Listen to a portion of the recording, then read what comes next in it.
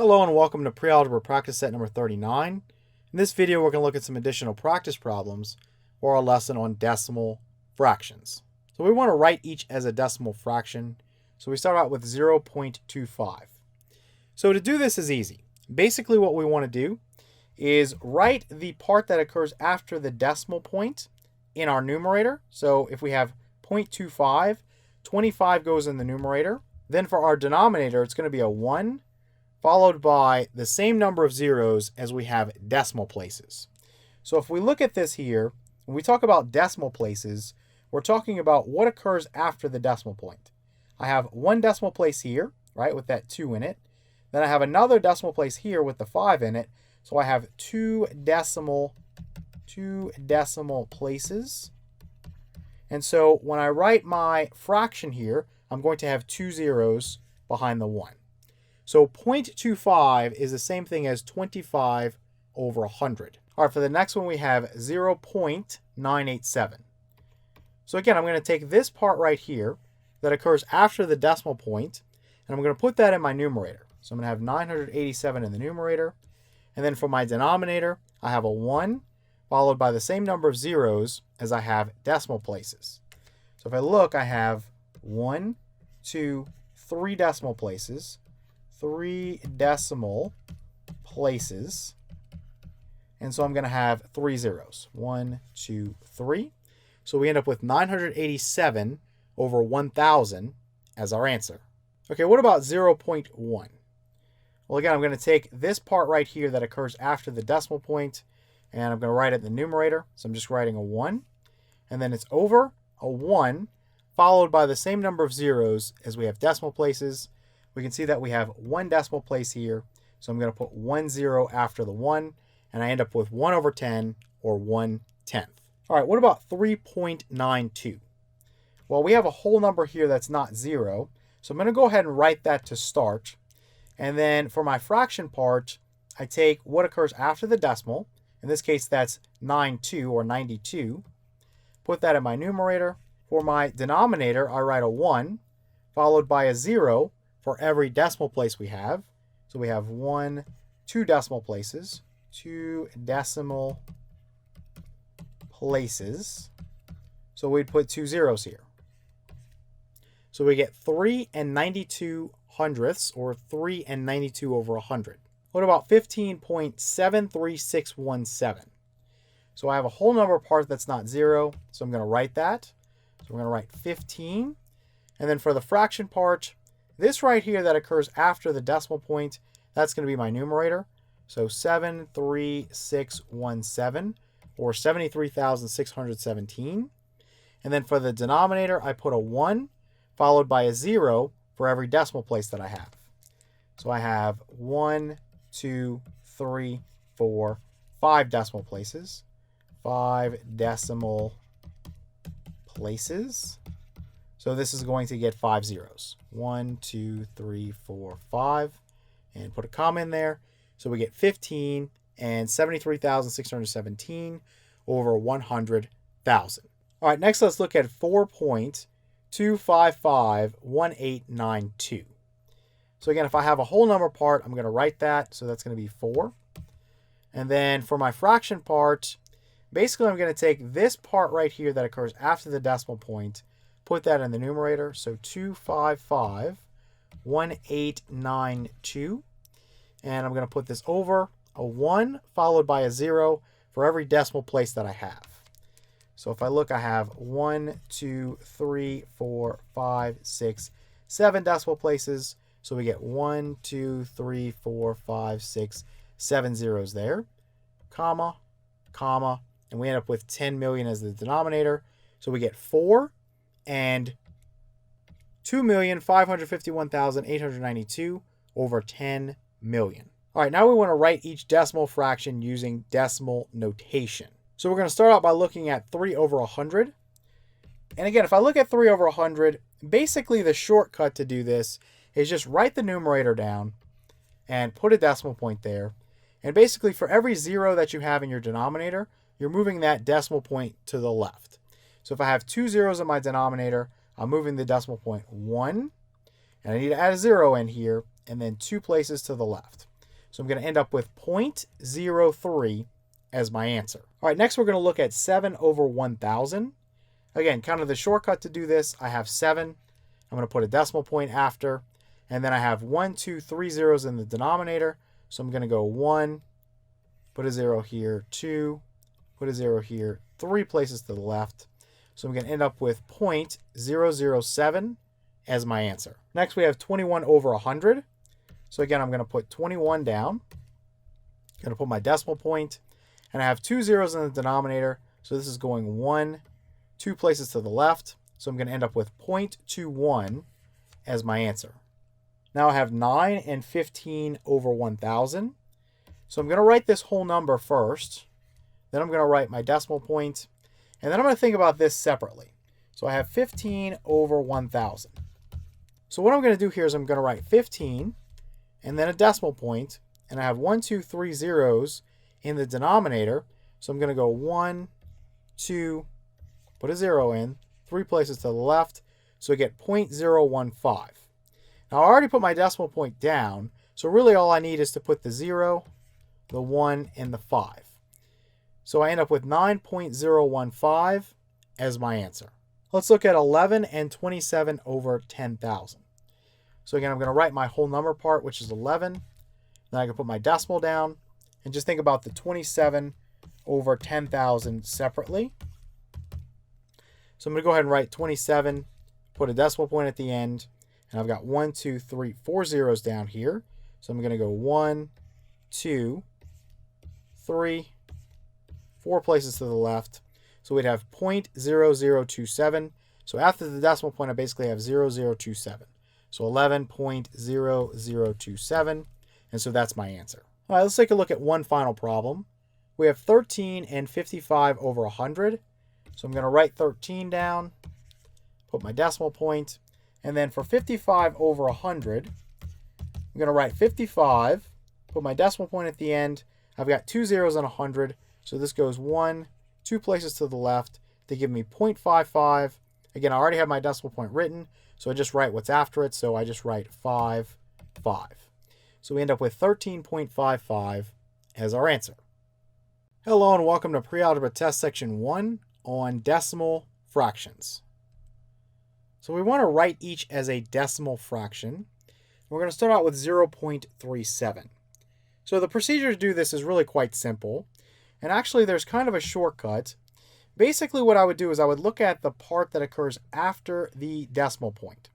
So we have the 37 there. We're going to put that in our numerator. So we'll have 37 in the numerator. For our denominator, we're going to have a 1 followed by the same number of zeros as we have decimal places here. So when we talk about decimal places, we're talking about what occurs after the decimal point. So we have a 3 here, that's 1 decimal place. Then we have a 7, that's another decimal place. So we basically have 2 decimal places here. And so in my denominator, when I'm building this decimal fraction, I'm going to have 2 zeros. So 0.37 or 0.37 is equal to 37 over 100. All right, next we have 2.125. Now, when we have a whole number out here to the left of the decimal point that's not 0, we'll go ahead and write it because we're going to end up building a mixed number here. Now, the procedure for building the fraction part is going to be the same. I take what occurs after the decimal point, I put that in the numerator. So in the numerator, I'll have 125. In my denominator, I'll have a 1, followed by the same number of zeros as I have decimal places. So we have 1, 2, 3 decimal places. 3 decimal places. And so we're going to end up with 3 zeros after that 1. So we get 2 and 125 over 1,000 as our answer. Hello and welcome to Pre-Algebra Test Section 2 on decimal fractions. So we want to write each as a decimal fraction, and we have 0.0984. So basically the first thing you're going to do is take what occurs after your decimal point, so in this case it's 0.984, and put that in your numerator. So 0.984. Now, since we don't have a decimal involved here, I know we could write a decimal here if we wanted to, but since we don't have a decimal point involved here anymore, we can erase this 0. It's not adding any value to the number. Really, my numerator is going to be 984. All right, if I have the number 984, it's the same thing as if I have the number 0, 0, 0, 984. These zeros are not adding any value to the number. So again, we write that as 984 for our numerator. For our denominator, we put a 1, and we follow that up with a 0 for every decimal place that we have. So if we look here, we have 1, 2, 3, 4 decimal places. 4 decimal places. So that means we get 4 zeros behind this 1. 1, 2, 3, 4. So we end up with 984 over 10,000. All right, next we have 8.1175. So I take this whole number part here, 8, and write it as a whole number for the mixed number we're going to build. Then I take this part right here, the 1,175. I'll write that as the numerator for the fraction part of the mixed number. Then for the denominator, I'm going to have a 1 followed by, again, the same number of zeros as I have decimal places. So we have 1, 2, 3, 4. Again, 4 decimal places. So I'm going to have 4 zeros here. 1, 2, 3, 4.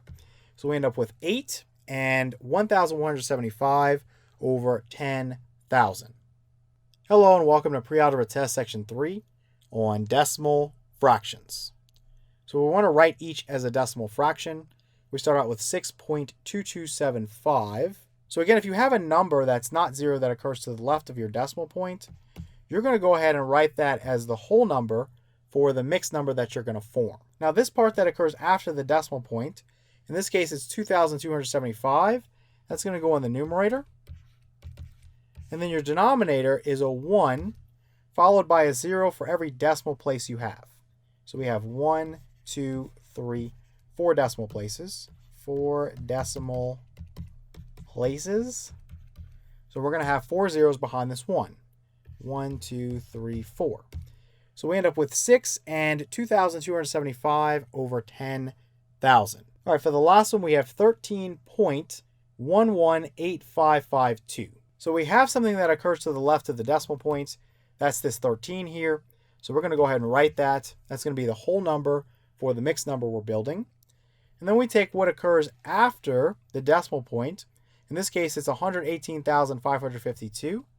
We're going to write that as our numerator for the fraction part of the mixed number. And then in the denominator, we have a 1 followed by a 0 for every decimal place we have. So we have 1, 2, 3, 4, 5, 6 decimal places. 6 decimal places. And so what that means is we're going to have 6 zeros here. 1, 2, 3, 4, 5, 6. So we get the number 1 million in our denominator. And so our answer here is 13 and 118,552 over 1 million. Hello and welcome to Pre-Algebra Test Section 4 on decimal fractions. All right, so we want to write each as a decimal. And we start out with 6 over 10 or 6/10. Basically, this is pretty easy. All you're going to do is take the number in the numerator. So in this case, it's 6. Go ahead and write that and put a decimal point to the right of it. Now, I'm going to move that decimal point one place to the left for every 0 in my denominator. So for 10, I just have 1 0. So that means my decimal point goes one place to the left. And I'm going to end up with 0.6 as my answer. Next, I have 3 and 4/100ths, or 3 and 4 over 100. So in this case, I kind of have a mixed number here. So when that happens, the whole number part just gets rewritten. So we're going to have 3. And then basically, we'd have a decimal point here. You can go ahead and write it now, or you can write it after you figure out what 4 over 100 is using decimals. So 4 over 100, again, I'm just going to write 4, put my decimal point after 4, and then I'm moving this decimal point 2 places to the left because I have 2 zeros down here. So 1, I'm going to put a 0 in, and then 2, and end up with 0.04.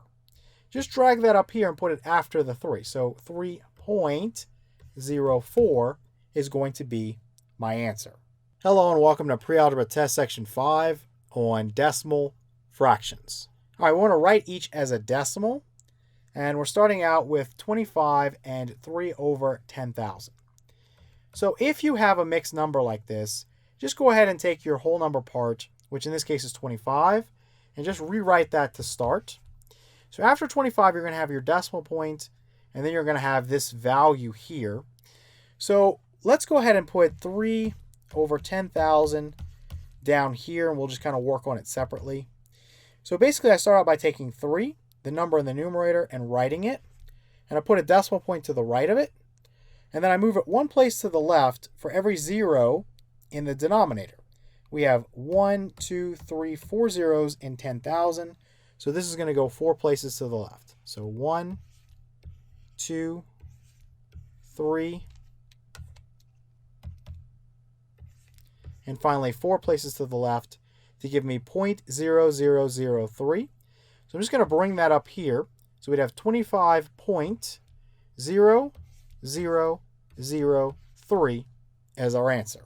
All right, so lastly we have 459 over 1 million. So again, I'm going to rewrite that numerator over here, 459. I'm going to put my decimal point at the end, and I'm moving that decimal point one place to the left for every 0 in the denominator. So I've got 1, 2, 3, 4, 5, 6 zeros here. So this is going 1, 2, 3, 4, 5, 6 places to the left. So I'll end up with 0.000459. Hello and welcome to Pre-Algebra Practice Set number 40. In this video, we're going to look at some additional practice problems for our lesson on comparing and rounding decimals. All right, so we're going to start out by looking at some problems where we want to state the place value for each digit in the number. And for our first one, we have 0.284. So we're just going to feed this into the place value chart, and then we're going to write out the place value for each digit. So I don't need to worry about this 0. It would be in the ones place, but it doesn't add any value to the number. We're just going to put the stuff after the decimal point. So we're going to start out with the 2 that's in the tenths place. Then we have an 8 in the hundredths place.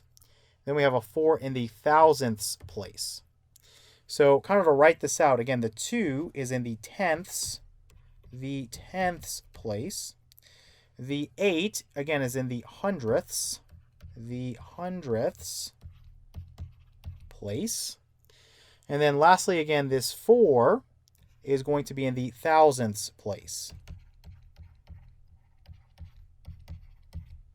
All right, let's take a look at another one. We have 0.9135. So again, I'm not going to worry about the 0. Again, it would be in the ones place, but we're just putting it in this number because a lot of times you want to put a 0 in your ones place if your number doesn't have a whole number part, right? It just brings clarity to that decimal point there. So the first number after the decimal point is a 9. That's going to go in my tenths place. Then we have a 1 in the hundredths place, a 3 in the thousandths place, and then lastly a 5 in the 10,000ths place. So let's write this out. So again, I have a 9 in the tenths place. I have a 1 in the hundredths place. A 3 in the thousandths place. And then lastly, this 5 is in the 10. And then we want to put a hyphen and then thousandths place. All right, for the last one, we have 7.2175134. So we actually have a whole number here. We have a 7 that's in the ones place. We have our decimal point, and then we have a 2 in the tenths place, a 1 in the hundredths place, a 7 in the thousandths place, a 5 in the 10,000ths place, a 1 in the 100,000ths place, a 3 in the millionths place, and then lastly a 4 in the 10 millionths place. So again, just the 7 is going to be in the ones place. The 2 is going to be in the tenths place.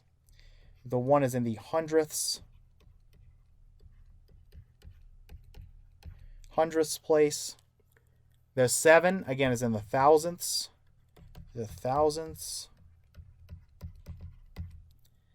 Then the 5 is in the 10 thousandths.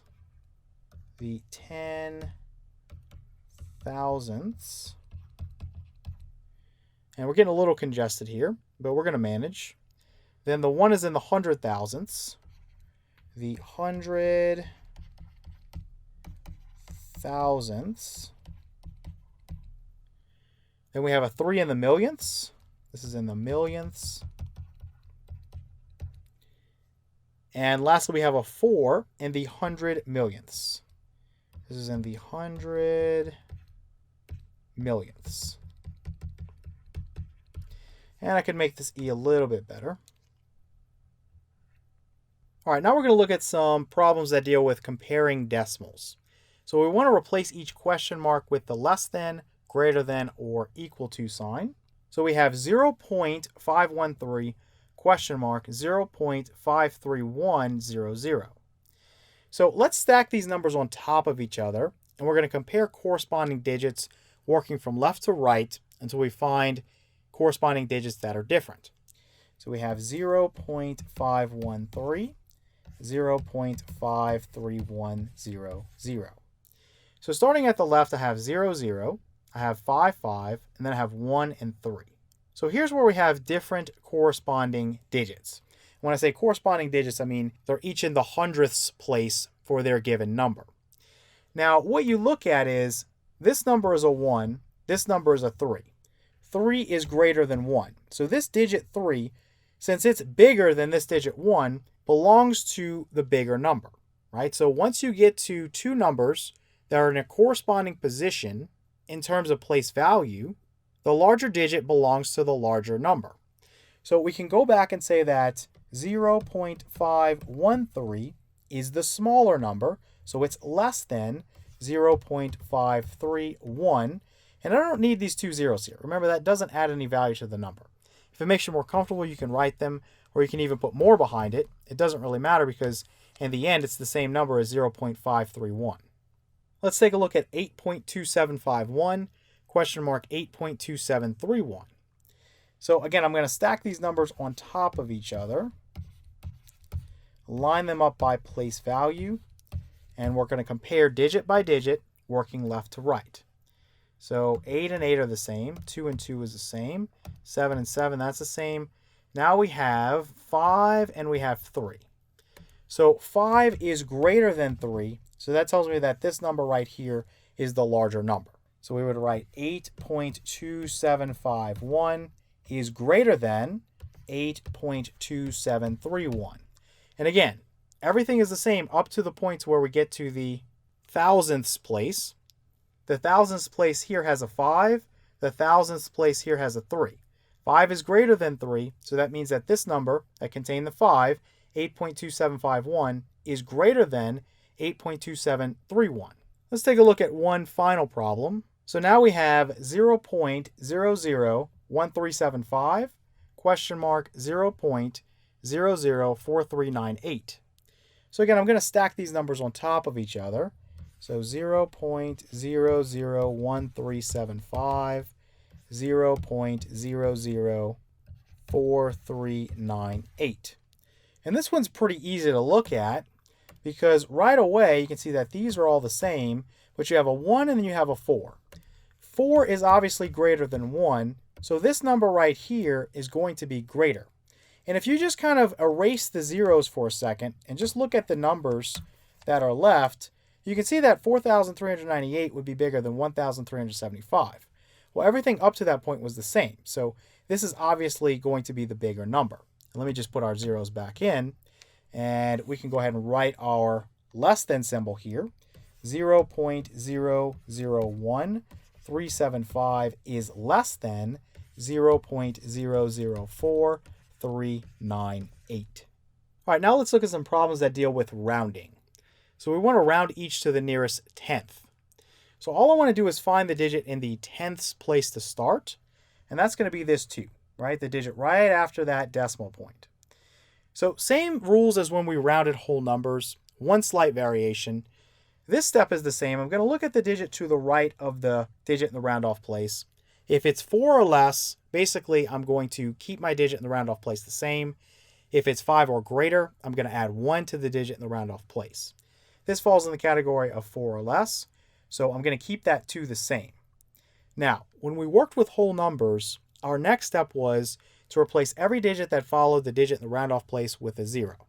Let's go ahead and do that and see what happens. So we'd have 5.2, and then I have a 0 to replace the 1, a 0 to replace the 7, and a 0 to replace the 5. When you work with decimals, anything after the decimal, once I have a decimal point, after your last non-zero digit, you can add as many zeros as you want to the end of that number and not change the value. So this number right here is the same as if I did this. And I could just put as many as I want, it doesn't matter. Or I could erase every single 0 after that too. It's still 5.2. So the last step when you actually round decimals, after you've taken care of your digit in the round off place as far as either adding 1 to it or keeping it the same, you just delete everything that follows. Right? You don't need to change it into a 0 because that will not change the value of the number. All right, now we're going to work on 3.0657. So the 0 is the digit in the tenths place. I'm looking at the 6, the digit to the right, to make the decision. 6 falls in the category of 5 or greater, so I add 1 to the digit in the tenths place. So 0 plus 1 is 1, so I'd have 3.1, and I just delete everything that follows. So 3.1 is my answer. Again, the reason for me deleting this stuff, if I change the 6, the 5, and the 7 to a 0, it's the same as if I just had 3.1, right? I have not changed the value of the number by putting in these 3 zeros, so we can just erase them. All right, now we want to round each to the nearest hundredth, and we're going to start out with 16.9673. So the digit in the hundredths place would be this 6 here. And again, I'm looking at the digit that follows. In this case, that's a 7. 7 falls in the category of 5 or greater, so I add 1 to the digit in the round off place, so I'd have 16.97, right? 6 plus 1 is 7, and then you can just delete everything that follows, so this would be my answer. All right, lastly, I have 0.009201. So again, if I look for the digit in the hundredths place, this is the tenths, this is the hundredths right here. So look at the digit that follows. The 9 falls in the category of 5 or greater, so I add 1 to my digit in the hundredths place. So 0 plus 1 is 1, so I'd have 0.01. And then I delete everything that follows that hundredths place. And so 0.01 is my final answer. Hello and welcome to Pre-Algebra Test Section 1 on comparing and rounding decimals. So we just want to state the place value for each digit in the number. So we're going to start out with 0.397. And what we're going to do is we're going to feed this number into our place value chart. And then we're going to write out the place value for each digit of the number. So you can start out by putting 0 in the ones place, but really we're putting that 0 there just for clarity. And that's often done when you have a decimal and some numbers after the decimal, but nothing out in front, right? So no whole number involved. So again, you could put the 0 here or you could not, doesn't really matter. And after that, you have a 3 that immediately comes after that decimal point. So that's going to be in the tenths place, then a 9 in the hundredths place, and a 7 in the thousandths place. So let's label this on the number. So again, the 3 is in the tenths place. The 9 is in the hundredths place. And then lastly, the 7 is in the thousandths place. All right, for the next one, we have 1.1534. So in this case, we do have a whole number involved. We have that 1, and that's going to go in the ones place. It's to the left of the decimal point. And then right after the decimal point, to the right of it, we have a 1 that goes in the tenths place, a 5 that goes in the hundredths place, a 3 that's going to go in the thousandths place, and then a 4 that's going to go in the 10,000ths place. So let's write this on the number. Again, the 1, the leftmost 1, is in the ones place. Then this one here to the right of the decimal point, that's in the tenths place.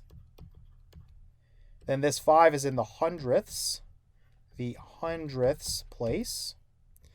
The 3 is going to be in the thousandths place. And then lastly, this 4 is going to be in the 10,000ths place. So I'm going to write 10, a hyphen, and then thousandths, again, place. Okay, for the final one, we have 0.658513. And again, if you want to put a 0 in the ones place, you can. Not really necessary for this exercise. So after our decimal point, we have a 6 that's going to go in the tenths place, a 5 that's going to go in the hundredths place, an 8 that's going to go in the thousandths place, a 5 that's going to go in the 10,000ths place, a 1 that's going to go in the 100,000ths place, and then lastly a 3 that's going to go in the millionths place. Now my screen's going to get a little crowded writing all this stuff in, but I'm going to do the best that I can. So the 6 is in the tenths place. The 5 is in the hundredths place. The 8 is going to be in the thousandths place. The 5 is going to be in the 10,000ths place.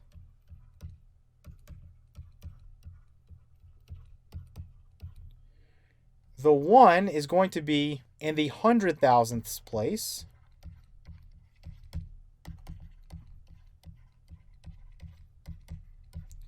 And then lastly, the 3 is going to be in the millionths place. Hello and welcome to Pre-Algebra Test Section 2 on comparing and rounding decimals. So we just want to replace each question mark with the less than, greater than, or equal to symbol. All right, so we have these two decimals here. We have 0.3915, question mark 0.3859. Kind of the easiest way to do this is to stack the numbers on top of each other, make sure they'll line them up by place value. So we're going to line up the decimal points. So we're going to do 0.3915 and then 0.3859. So we start out all the way to the left and we look at corresponding digits. And what I mean by that is we're looking at digits that have the same place value, but they're in different numbers, right, that we're comparing. So I look at this 0 and this 0. They're the same, so I just keep moving to the right when that happens. Look at this 3 and this 3, they're the same. Look at a 9 and then an 8. So we have different numbers here. Different numbers here. Now 9 is greater than 8. So that tells me that 0.3915 is going to be the larger number. Okay? We move to the right until we hit different corresponding digits, and then the larger digit belongs to the larger number. So we would say that 0.3915, or if you want to, you could put a 0 out in front like I have here. Again, this would be the same either way, is going to be greater than 0.3859. Or again, you could put 0.3859. And again, the reason for this is because this 9 here that's in the hundredths place is larger than this 8 that's in the hundredths place over here. Up to that point, starting from the left and going to the right, everything's the same. You have a 0 here and a 0 here. You have a 3 in the tenths place here and a 3 in the tenths place here. But when you get to the hundredths place, this is a 9 and this is an 8. So that tells me that this number is going to be larger because this digit 9 is larger than this digit 8. Let's take a look at another one. We have 0.22513, question mark 0.22315.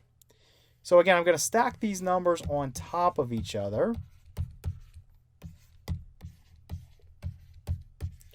And at this point, after you do enough practice, you can kind of eyeball it and see, okay, everything is the same until I get right here. I have a 5 here and a 3 here. So that tells me that the number that has the 5 in the thousandths place is going to be bigger than the number that only has a 3 in the thousandths place, right? Everything working from left to right up to that point is the same.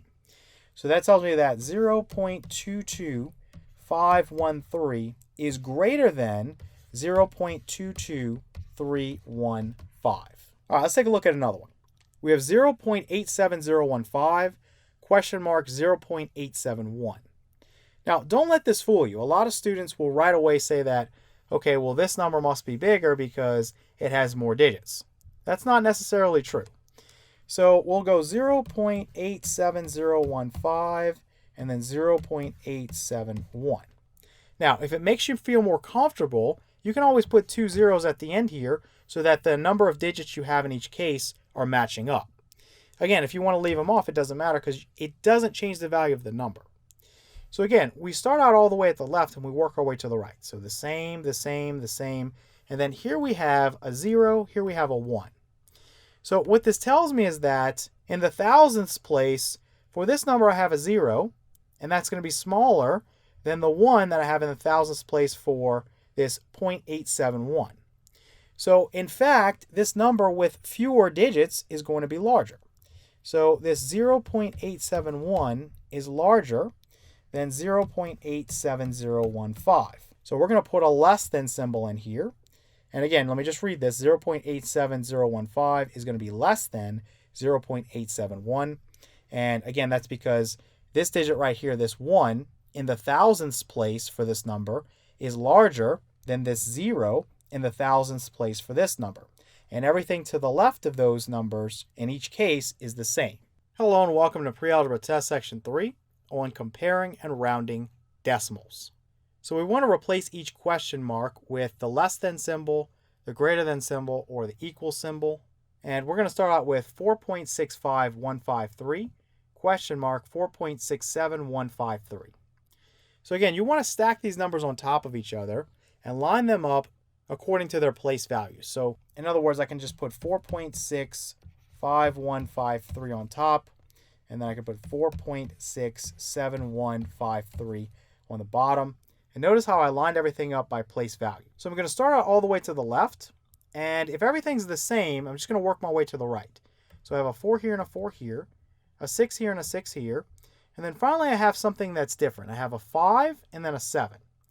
So when you have a larger digit in a corresponding position and everything to the left is the same, it's going to be for the bigger number, right? So that 7 that's in the hundredths place here tells me that it's a bigger number than this number here that has a 5 in the hundredths place, right? Because everything to the left is the same. So 4.65153 is smaller or less than 4.67153. Again, everything up to this point is the same. When we get to the digit in the hundredths place, here it's a 5, here it's a 7. 7 is bigger than 5, so that tells me that this whole number here is bigger. Okay, next we're looking at 3.213, question mark 3.2130. So again, line up the numbers by place value. So 3.213, 3.2130. So this is the same, this is the same, this is the same, this is the same. And then here I have a 0. And remember, after this 3, I can put as many zeros as I want. So I can do this, and I can do this as well. And what I find is I have the exact same number. So pay attention for trick questions like that, because you'll probably see something like that on a test. Right? These two are the same. I just put a 0 at the end there. And remember, I'm allowed to do that without changing the value of the number. So these two are going to be equal. 3.213 is equal to 3.2130. Okay, for the final problem, we have 15.9175, question mark 15.91753. So again, 15.9175, 15.91753. So this one's really easy to just kind of eyeball and see because everything is the same up till you get to this point. So I have a 3 here and I don't have anything here. But remember, I could write a 0 there if I want to make it easy to compare. 3 is greater than 0, so this is the larger number. So 15.9175 is smaller or less than 15.91753. Hello and welcome to Pre-Algebra Test Section 4 on comparing and rounding decimals. All right, so we want to round each to the nearest tenth and hundredth. So we're going to start out with 6.2515. So to round to the nearest tenth, we need to find the digit in the tenths place. So that's going to be this digit right here. That 2 is in the tenths place. So then we're looking at the digit immediately after to make our decision. Remember, if it's 4 or less, we leave the digit in the round-off place as is. If it's 5 or larger, like we have in this case, we add 1 to the digit in the round-off place. So I would have my 6. This digit's unaffected because it's to the left of the round-off place digit. My decimal point, add 1 to 2, I get 3. And then every digit that follows, remember when we're rounding whole numbers, we change them to zeros. But when we round decimals, we can just delete them, right? Because if I put 3 zeros here, it doesn't change the value of the number. 6.3 is the same as 6.3000. So I can just get rid of these. Now to round to the nearest hundredth, let me just erase this. Now we're looking at the digit in the hundredths place, that's this 5, and we look one more digit over to the right to make our decision. So the 1 falls in the category of 4 or less, so that means the digit in the round off place is going to stay unchanged. So we would have 6.25, and then we would delete everything that follows, right? The 1 would get deleted, and so would the 5. Again, if I was following the procedure for whole numbers, I would change the 1 into a 0 and the 5 into a 0. But again, because we're working with decimals here, those 2 zeros don't add any value to the number, so we can just delete them. Okay, for the last one, we have 3.91752. And again, we're rounding to the nearest tenth, and we're rounding to the nearest hundredth. So to round to the nearest tenth, I'm going to find the digit in the tenths place. That's this 9 here. And I'll look one digit to the right. So one digit to the right, I have a 1. 1 falls in the category of 4 or less. So I leave my digit in the round off place as is. So we'd have 3. That's a digit to the left of the 9, so we leave that unchanged. A decimal point, and then 9 again is going to be unchanged. And then everything that follows is just going to get deleted. So we'd end up with 3.9 as our answer. Now let's erase this and let's look at the scenario where we're rounding to the nearest hundredth. So now I'm looking for the digit in the hundredths place, and that's going to be this 1 here. And to make my decision, I look at the digit immediately to the right, so that's the 7. 7 falls in the category of 5 or greater, so I'm going to add 1 to this digit in the round off place. So I'd have 3.9. 1 plus 1 would be 2, and then everything after can be deleted. So 3.92 would be this number right here, 3.91752, rounded to the nearest hundredth. Hello and welcome to Pre-Algebra Test Section 5 on comparing and rounding decimals. All right, so we want to round each to the nearest thousandth and 10,000th. So for the first problem, we have 0.62175. And so to round to the nearest thousandth, I need to find the digit in the thousandths place. So this is the tenths place, the hundredths place, and then this is going to be the digit in the thousandths place. So then I'm always looking at the digit one place to the right. In this case, it's a 7. And again, if that digit is 4 or less, we leave the digit in the round-off place unchanged. If it's 5 or greater, we add 1 to the digit in the round-off place. 7 is in the category of 5 or greater, so I'm going to add 1 to the 1, the digit in the round-off place.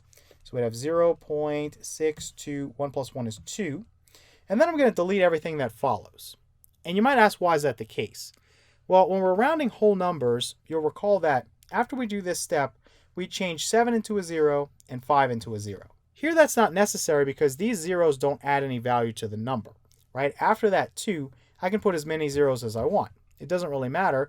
It's the same as if I erase all of them, right? You get 0.622 either way. Now, if we're going to round to the nearest 10,000th, what I'm going to do is now I'm going to look at my digit in the round-off place being this 7, right? That's the 10,000ths place. And so for my decision, I move one digit over to the right. I'm looking at that 5. 5 falls in the category of 5 or greater. So what I would do is add 1 to the 7. So I'd have 0.621. 7 plus 1 is 8. And then I'd cut the 5 off, right? I could change it into a 0, but again, if I put a 0 here, it doesn't add any value to the number, so I can just go ahead and erase it. All right, for the next one, we have 15.7200519. And again, we're rounding to the nearest thousandth and 10,000th. So the thousandths place is going to be right here. And the digit that follows is going to be a 0. So what's going to happen is, again, 0 falls in the category of 4 or less. So I leave this digit right here, the digit in the thousandths place, unchanged. But it happens to be a 0. So we're going to see that we'll have 15.72. Now I can put the 0 here, but really I don't need to because it doesn't change the value of the number. Really, I just have 15.72. After this 2, I could put as many zeros as I want, and the number's still 15.72, right? I'm not changing the value. So this would be the result for rounding to the nearest thousandth. All right, now the next thing we want to do is round to the nearest 10,000th. So that's going to be right here, right? This is the 10,000ths place. And now I'm looking one digit to the right, and I'm looking at that 5. 5 falls in the category of 5 or greater. So I'm going to add 1 to this digit in the round-off place. So I'll have 15.720. 0 plus 1 is 1. And then everything that follows, the 5, the 1, and the 9, I can just delete it. Again, not to keep repeating myself, but I could change them each into a 0, but they don't add any value to the number, so I can just erase them. So 15.7201 would be this number rounded to the nearest 10,000th. Hello and welcome to Pre-Algebra Practice Set number 41. In this video, we're going to look at some additional practice problems for our lesson on adding and subtracting decimals. All right, so we just want to perform each operation, and we're going to start out with an addition problem. We have 0.94 plus 0.15301. So remember, these zeros that occur to the left of the decimal point, they're really just for clarity, kind of to draw attention to the fact that we have a decimal point there. We really don't need to include them when we start doing our addition. So to add these two decimals, basically what we want to do is just stack the numbers on top of each other and line them up, make sure their decimal points are lined up. So I'm going to put 0.94 on top, and on the bottom I'm going to put 0.15301. And just like I do with vertical addition with whole numbers, I set everything up the same way. Nothing's really changed. Now, I want you to recall that when you're working with decimals, if I have a decimal point and I have a non-zero number, like let's say 7. After that 7, if I have nothing else behind it, I can put as many zeros as I want, and I'm not changing the value of the number, right? Again, this is after your decimal point. Now, if you want to use this to help yourself add, you can put some zeros in right here. It won't change the value of the number, and you'll have the same number of digits kind of in the top part and in the bottom part. Whatever you want to do, you can erase it and just bring the numbers down also. So let's do that. So the first thing I'm going to do is bring down the 1, then bring down the 0, then bring down the 3. Then next I have 4 plus 5, that's 9, and then 9 plus 1, that's going to be 10. Now I have to be very careful here. I'm going to put a 0 down, and I'm carrying a 1 up here. There's nothing up here really, so it just goes over here. But remember that you have to put your decimal point immediately down into the answer. It's got to go straight down, so that 1 goes kind of to the whole number part, right? It goes past where the decimal is, or to the left of the decimal. So our answer here is going to be 1.09301. And a good practice to get in, and I'm sorry I didn't do it when I started this problem, is before you even start adding, bring your decimal point down. And in the lesson I had a few where I just forgot to do it until the very end. Some students will make that mistake and they'll never bring down the decimal point and say, okay, this is 109,301. Forget they're working with decimals at all and say the answer is 109,301. Remember, you have to bring down that decimal point into the answer, and it's got to go straight down. Again, our final answer here is 1.09301. Okay, for the next one we have 3.159 minus 0.648825. So because of subtraction, it matters what goes on top and what goes on the bottom. 3.159 is going to go on top, and then 0.648825 is going to go on the bottom. Put my subtraction sign out here, and this time I'm going to remember to bring this straight down before I start doing anything. Again, it doesn't matter when you do it. It's just better to do it when you start so that you don't forget. That's the main thing, is just don't forget to do it. Now, when we go to start subtracting, you'll notice that you have a little problem. Don't you need a number to subtract away 5? So what you want to do is, again, use that trick where you put some zeros at the end.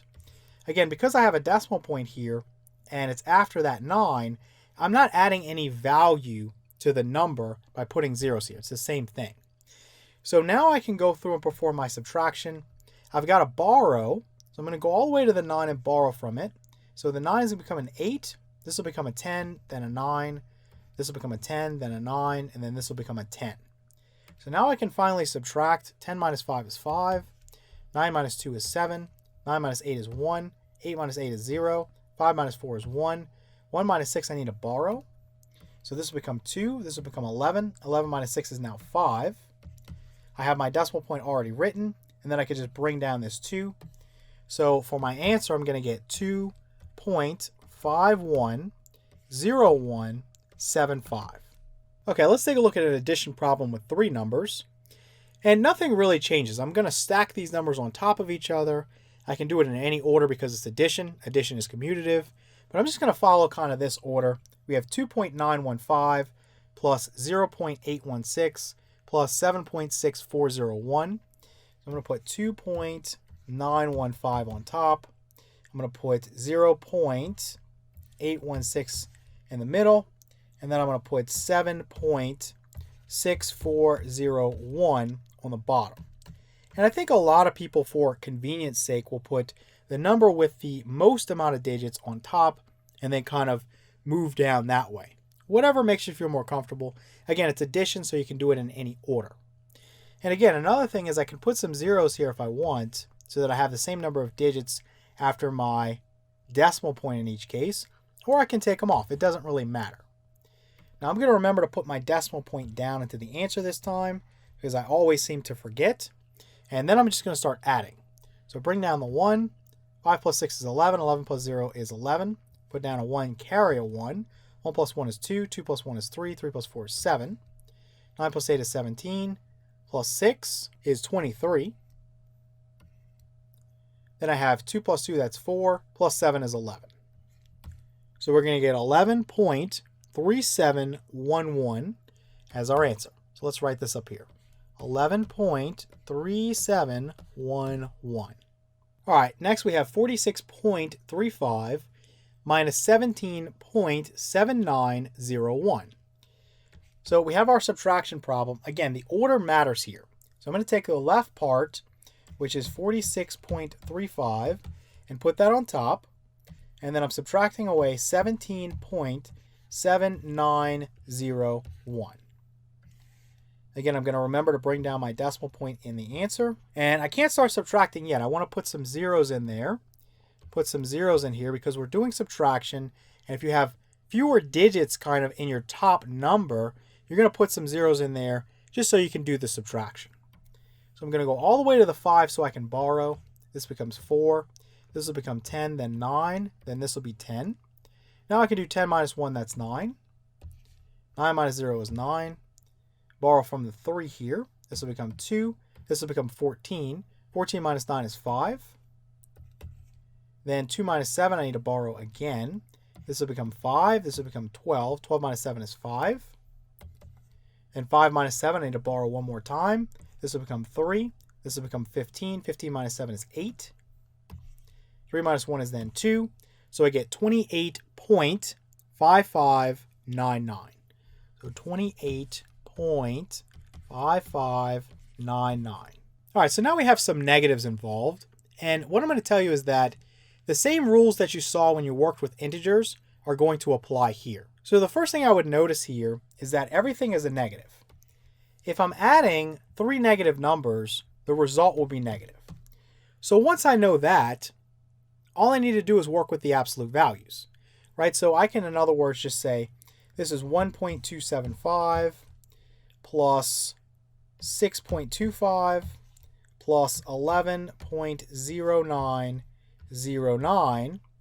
Treat all these numbers as if they're positive and just add them all at the same time. When I'm done, I'll put it next to the negative symbol to say, hey, this is a negative number. So just go ahead and bring down the 9 to start. 5 plus 0 is 5. 7 plus 5 is 12. Plus 9 is 21. Put a 1 down, carry the 2. 2 plus 2 is 4. Plus 2 is 6. Plus 0 is still 6. And I forgot to bring down my decimal when I started. But again, as long as you do it before you end the problem, you'll be all right. So then moving over here, I have 1 plus 6, that's 7. Then plus 1. And kind of the way I wrote this, it's not very clear that that 1 is in that column. So let me kind of just scoot this over a little bit. And again, let me just kind of restart that. 1 plus 6 is 7. Plus 1 is 8. And then bring down the 1. That's going to give us 18.6159. But again, we had 3 negative numbers, so we already determined that the sign would be negative. So then once I attach that, we'll have negative 18.6159. All right, let's look at a final problem here. We have 30.94 minus a negative 73.81 minus 0.295. So the first thing I'm going to do is I'm going to rewrite this minus a negative as plus a positive. So 30.94 plus positive 73.81. And then we'll have minus 0.295. I'm going to work left to right. So I'm going to do this first. So 30.94 plus 73.81. I'm going to bring my decimal point down into the answer. 4 plus 1 is 5. 9 plus 8 is 17. Put a 7 down, carry the 1. 1 plus 0 plus 3 is 4. 3 plus 7 is 10. So I'd get 104. I'd get 104.75. 104.75. And then I'm subtracting away, again, 0.295. So again, we'll line this up by decimal point. So 104.75 minus, you have 0.295, so just 0.295. And I could put a 0 at the end here so that I can subtract. Cross this out, make it a 4, and put this as a 10. I'm just going to borrow there. 10 minus 5 is 5. And I need to borrow again. So I'll borrow from the 7. This will become 6. This will become 14. 14 minus 9 is 5. And then 6 minus 2 is 4. Forgot to bring down my decimal point, but I'll do it now. And then everything else can just come down. So 104 just comes down. So our final answer for this problem is going to be 104.455. Hello and welcome to Pre-Algebra Test Section 1 on adding and subtracting decimals. All right, so we just want to perform each operation. And we're going to start out with 36.541 plus 12.9042. So again, if you're adding decimals, all you need to do is use the same procedure that you would if you were adding whole numbers. Just make sure you line up the decimal points. So 36.541. I'm going to put that on top, and then 12.9042. I'm going to put that on the bottom. And just bring down the decimal point into the answer, and then just add like you normally would. So I can put a 0 here. Remember, that doesn't change the value of the number, or I can leave it off. It doesn't really matter. Either way, you're going to bring down a 2 here, and then just go to the left. 1 plus 4 is 5. 4 plus 0 is 4. 5 plus 9 is 14. So I put a 4 down and carry a 1. 1 plus 6 is 7. Plus 2 is 9. 3 plus 1 is 4. So we get 49.4452 as our answer. Let's just write this up here. 49.4452. All right, for the next one, we're going to add 3 numbers. So we have 13.0015 plus 17.201 plus 0.3958. So again, I'm just going to line them up by their decimal point. So 13.0015, 17.201, and 0.3958. And again, I can put a 0 here if I want, if it makes me feel more comfortable, or I can leave it off. It really doesn't matter. So I'll put my plus sign out here and bring my decimal down into the answer and just start adding. 5 plus 8 is 13. Put a 3 down, carry a 1. 1 plus 1 is 2, plus 1 is 3, plus 5 is 8. 0 plus 0 plus 9 is 9. 0 plus 2 plus 3 is 5. And let me move that decimal point up a little bit. 3 plus 7 is going to be 10, so I'll put a 0 down and carry a 1. And then 1 plus 1 plus 1 is going to be 3. So I end up with 30.5983. Let's put equals, and I'll put it over here, 30.5983.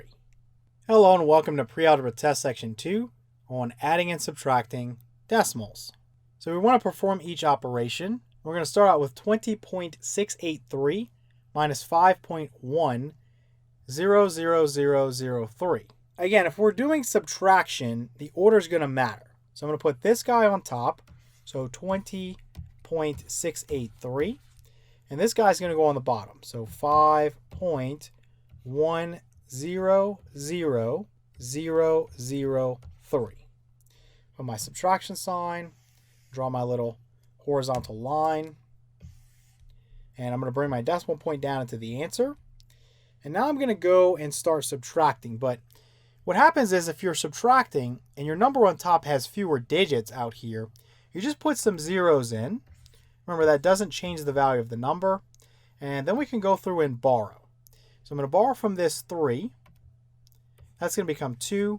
This will become 10, then 9, then this will become 10, then 9, and this will become 10. And we can start subtracting now in the right column. 10 minus 3 is 7. 9 minus 0 is 9. 9 minus 0 is 9. 2 minus 0 is 2. 8 minus 0 is 8. And 6 minus 1 is 5. Now let me kind of clean this up a little bit. All right, now we're continuing. Next, we would have 0 minus 5. We need a bar to do that, so this will become 1. This will become 10. 10 minus 5 is 5. And then I can just bring down the 1. So we end up with 15.582997. Let's write that up here. 15.582997.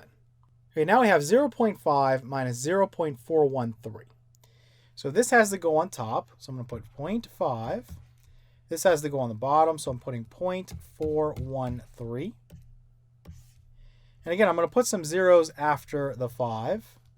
Doesn't change the value of the number. And we're going to start out by borrowing. So I borrow from the 5. This becomes a 4. This becomes a 10, then a 9, then a 10. So now I can subtract. 10 minus 3 is 7. 9 minus 1 is 8. 4 minus 4 is 0. And I made an error because I forgot to bring down my decimal point when I started. But again, as long as you do it before you finish the problem, you're okay. What happens is a lot of students will just forget about it and say, okay, the answer is 87. Boom.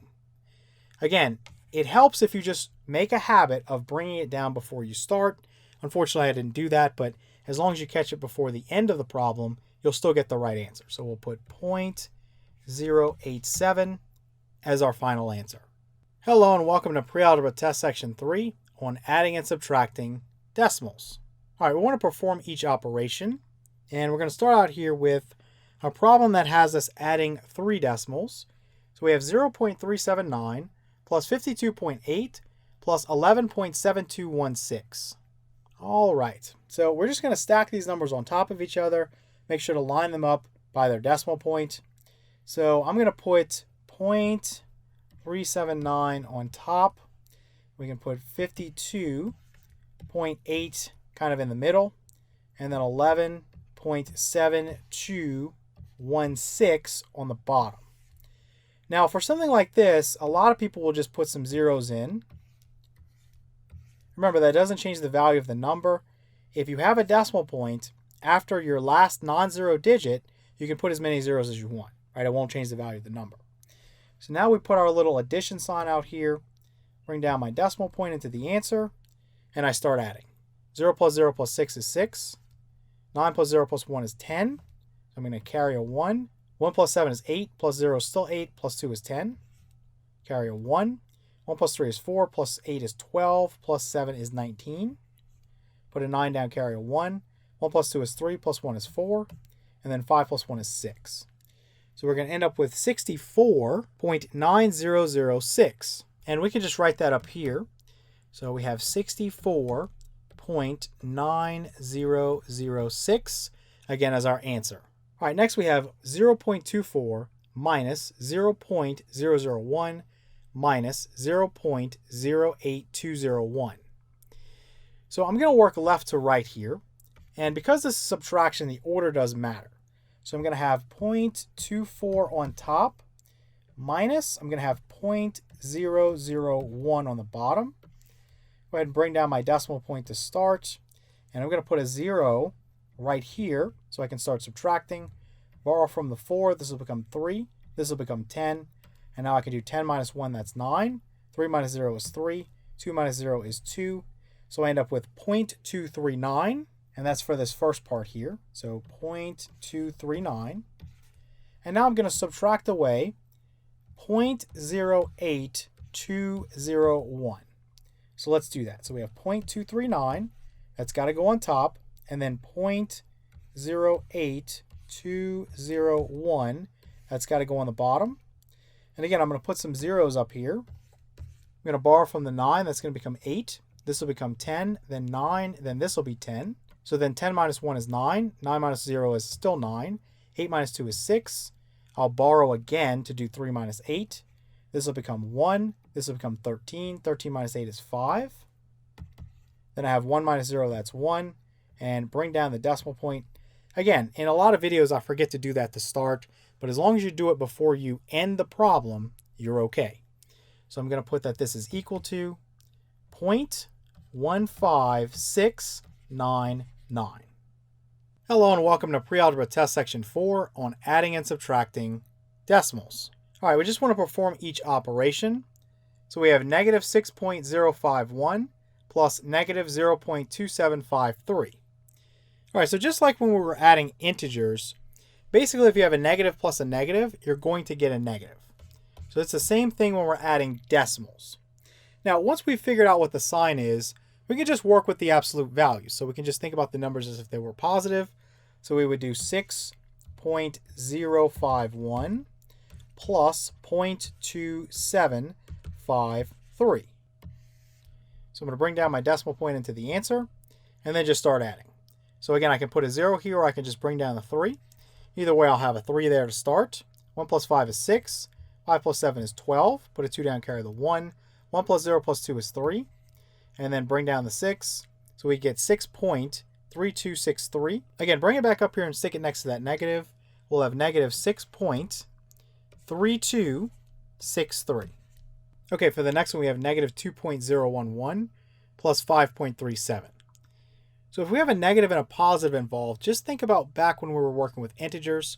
We would first think about what the sign's going to be. So think about these numbers in terms of their absolute values. Think about these numbers as if they were both positive. 5.37 is bigger than if we had 2.011. Again, 2.011 is the absolute value of negative 2.011. So the sign's going to be positive. Now once we figure that out, we just subtract the absolute values, right? We're going to do the larger absolute value minus the smaller. So we would do 5.37 minus 2.011. And to start, I need to put a 0 up here. And I'm going to borrow from the 7. The 7 will become a 6, and the 0 will become a 10. And now I can do 10 minus 1, that's 9. 6 minus 1, that's 5. 3 minus 0 is 3. And bring down the decimal point here. 5 minus 2 is 3. So we're going to get a positive 3.359 as our answer. Hello and welcome to Pre-Algebra Test Section 5 on adding and subtracting decimals. All right, so we just want to perform each operation. And what we're looking at here is one problem where we have 14 plus, we have negative 7.1 plus negative 0.6305 minus a negative 4.103. So the first thing I'm going to do is just rewrite this. And I'm going to rewrite it with 14 plus we have negative 7.1 plus we have negative 0.6305 minus a negative is plus a positive. So I'm going to put plus positive 4.103. Now what I'm going to do is reorder it one more time to where my positive numbers are next to each other and my negative numbers are next to each other. So I'm going to have 14 plus 4.103 plus negative 7.1 plus negative 0.6305. So to make it easy on myself, I'm going to add the positive numbers together first. Then I'm going to add the negative numbers together, and then I'll do one final mixed addition. So if we do 14 plus 4.103, I don't see a decimal point in 14, but when I have a whole number, I can put a decimal point after the final digit, and then I can put some zeros after it if I want. So let's put 2 zeros after it or 3 zeros after it. And then I have 4.103. So we'll just add there. 0 plus 3 is 3. 0 plus 0 is 0. 0 plus 1 is 1. Bring down that decimal point. 4 plus 4 is 8. And bring down the 1. So I get 18.103. So then plus, we're looking for the result of this guy right here. I know that it's going to be negative because I have negative plus another negative. That results in a negative. So you can just add these over to the side using their absolute values. So 7.1 plus, we'll have 0.6305.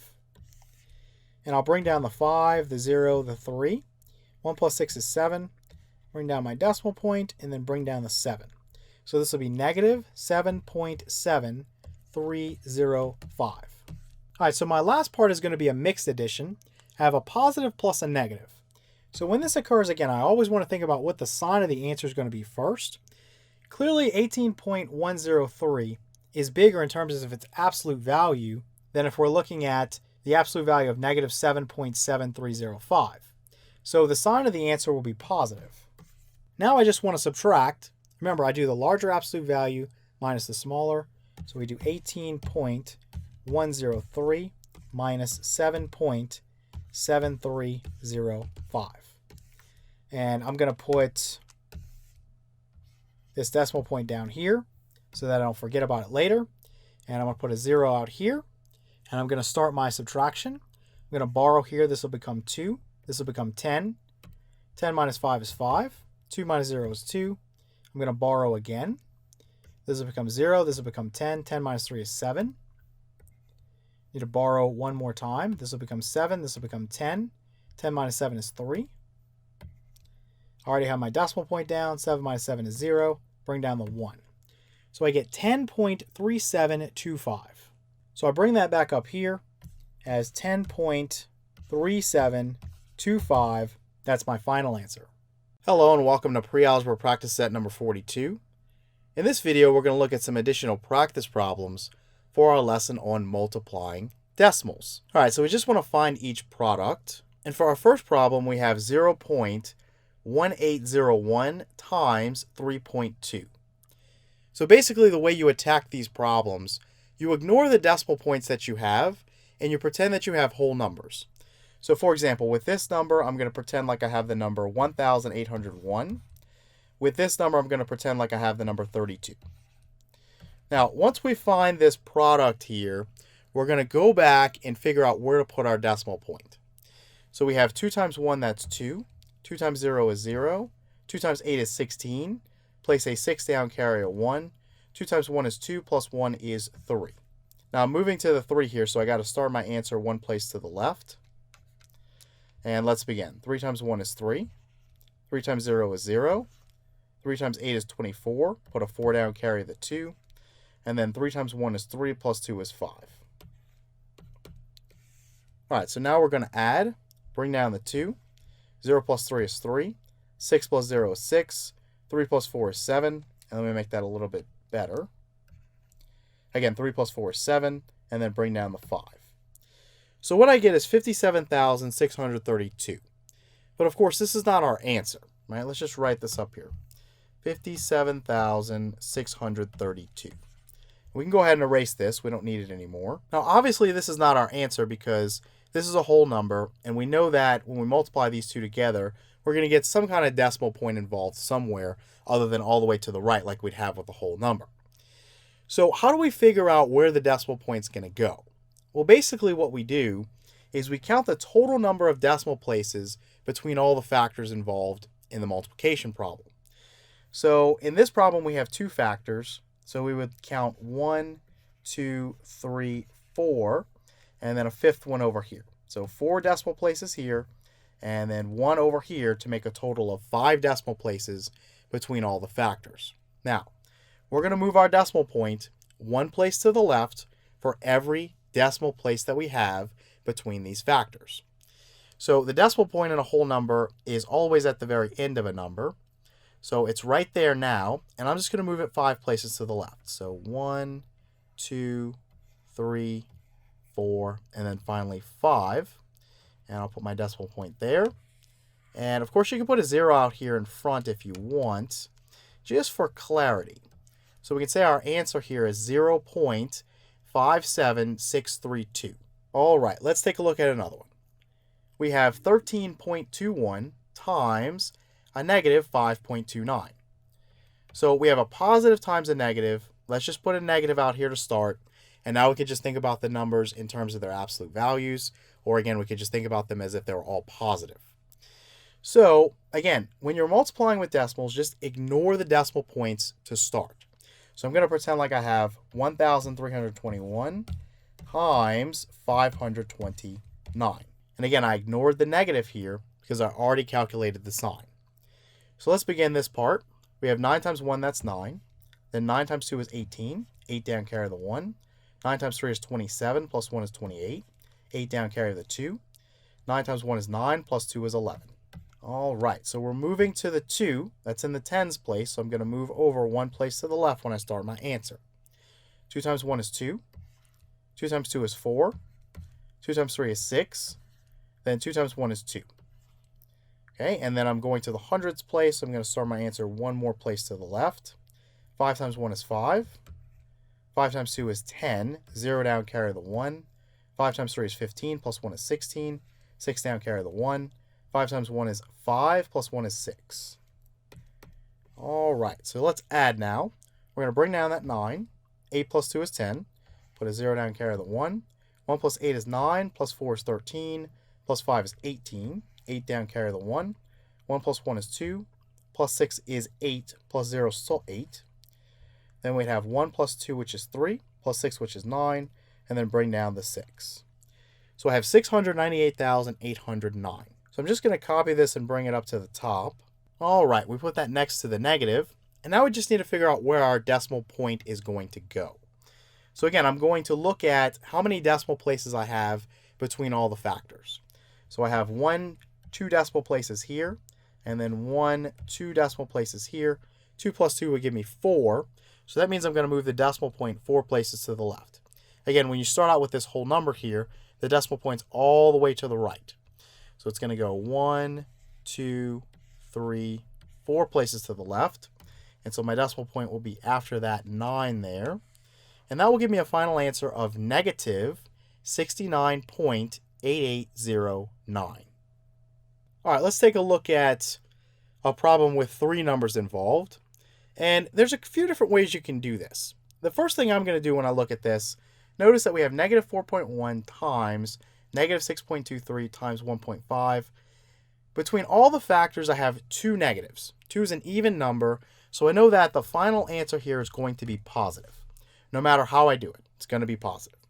So now I can just think about the numbers in terms of their absolute values. Now what I'd like to do is just multiply these 2 numbers together to start. And so, again, I'm going to pretend they're both positive, and I'm going to ignore the decimal points. So I'm going to pretend that I have 623 times 41. 1 times 623 is 623. And then I'm moving to the left because I'm starting in the tens place. 4 times 3 is 12. I'm going to put a 2 down, carry a 1. 4 times 2 is 8, plus 1 is 9. 4 times 6 is going to be 24. All right, let's add. Bring down the 3. 2 plus 2 is 4. 6 plus 9 is 15. Put the 5 down, carry the 1. 1 plus 4 is 5. Bring down the 2. So I'm going to get 25,543. Now, you can go through and figure out where your decimal point is going to be and have that number and then multiply it by this one. But what makes more sense is just to figure out where the decimal point is going to be in the very, very end. So in other words, I'm going to take this result here, this 25,543, and I'm going to multiply it by 15. I'm going to pretend that that decimal point is not there. So 25,543 times 15. When we're done, once we have an answer here, we'll go back and figure out where the decimal point is going to be by just counting the number of decimal places we have between all factors and moving our decimal point to the left by that number of places. So we begin with 5 times 3, that's 15. Put a 5 down, carry the 1. 5 times 4 is 20, plus 1 is 21. 1 down, carry the 2. 5 times 5 is 25, plus 2 is 27. 7 down, carry the 2. 5 times 5 is 25, plus 2 is 27. 7 down, carry the 2. Then 5 times 2 is 10, plus 2 is 12. All right, now we're moving 1 place to the left because we're starting in the tens place here. But notice that we have a 1. So 1 times anything is itself. So I can just pretty much copy this number. 3, 4, 5, 5, 2. Right? 1 times 25,543 is 25,543. So we're going to add, bring down that 5. 1 plus 3 is 4. 7 plus 4 is 11. 1 down, carry a 1. 1 plus 7 is 8, plus 5 is 13. 3 down, carry a 1. 1 plus 2 is 3, plus 5 is 8. And then 1 plus 2 is 3. So that gives me 383,145. So let's write that over here. 383,145. And let me erase that comma. All right, so let's get rid of all this now. Our final step is just going to be where do we put our decimal point? Because it's not going to be over here like it is now. Well, if we look between the factors, I have 1 decimal place here. I have 2 decimal places here. And I have 1 decimal place here. So I just add. 1 plus 2 is 3. 3 plus 1 is 4. So that tells me I need to move that decimal point 4 places to the left. So this goes 1, 2, 3, 4 places to the left. And so it's going to go right after that 8 there. And we'd end up with 38 point, let me kind of move this over a little bit, 38.3145. All right, let's take a look at a few problems that deal with multiplying by 10 or a power of 10.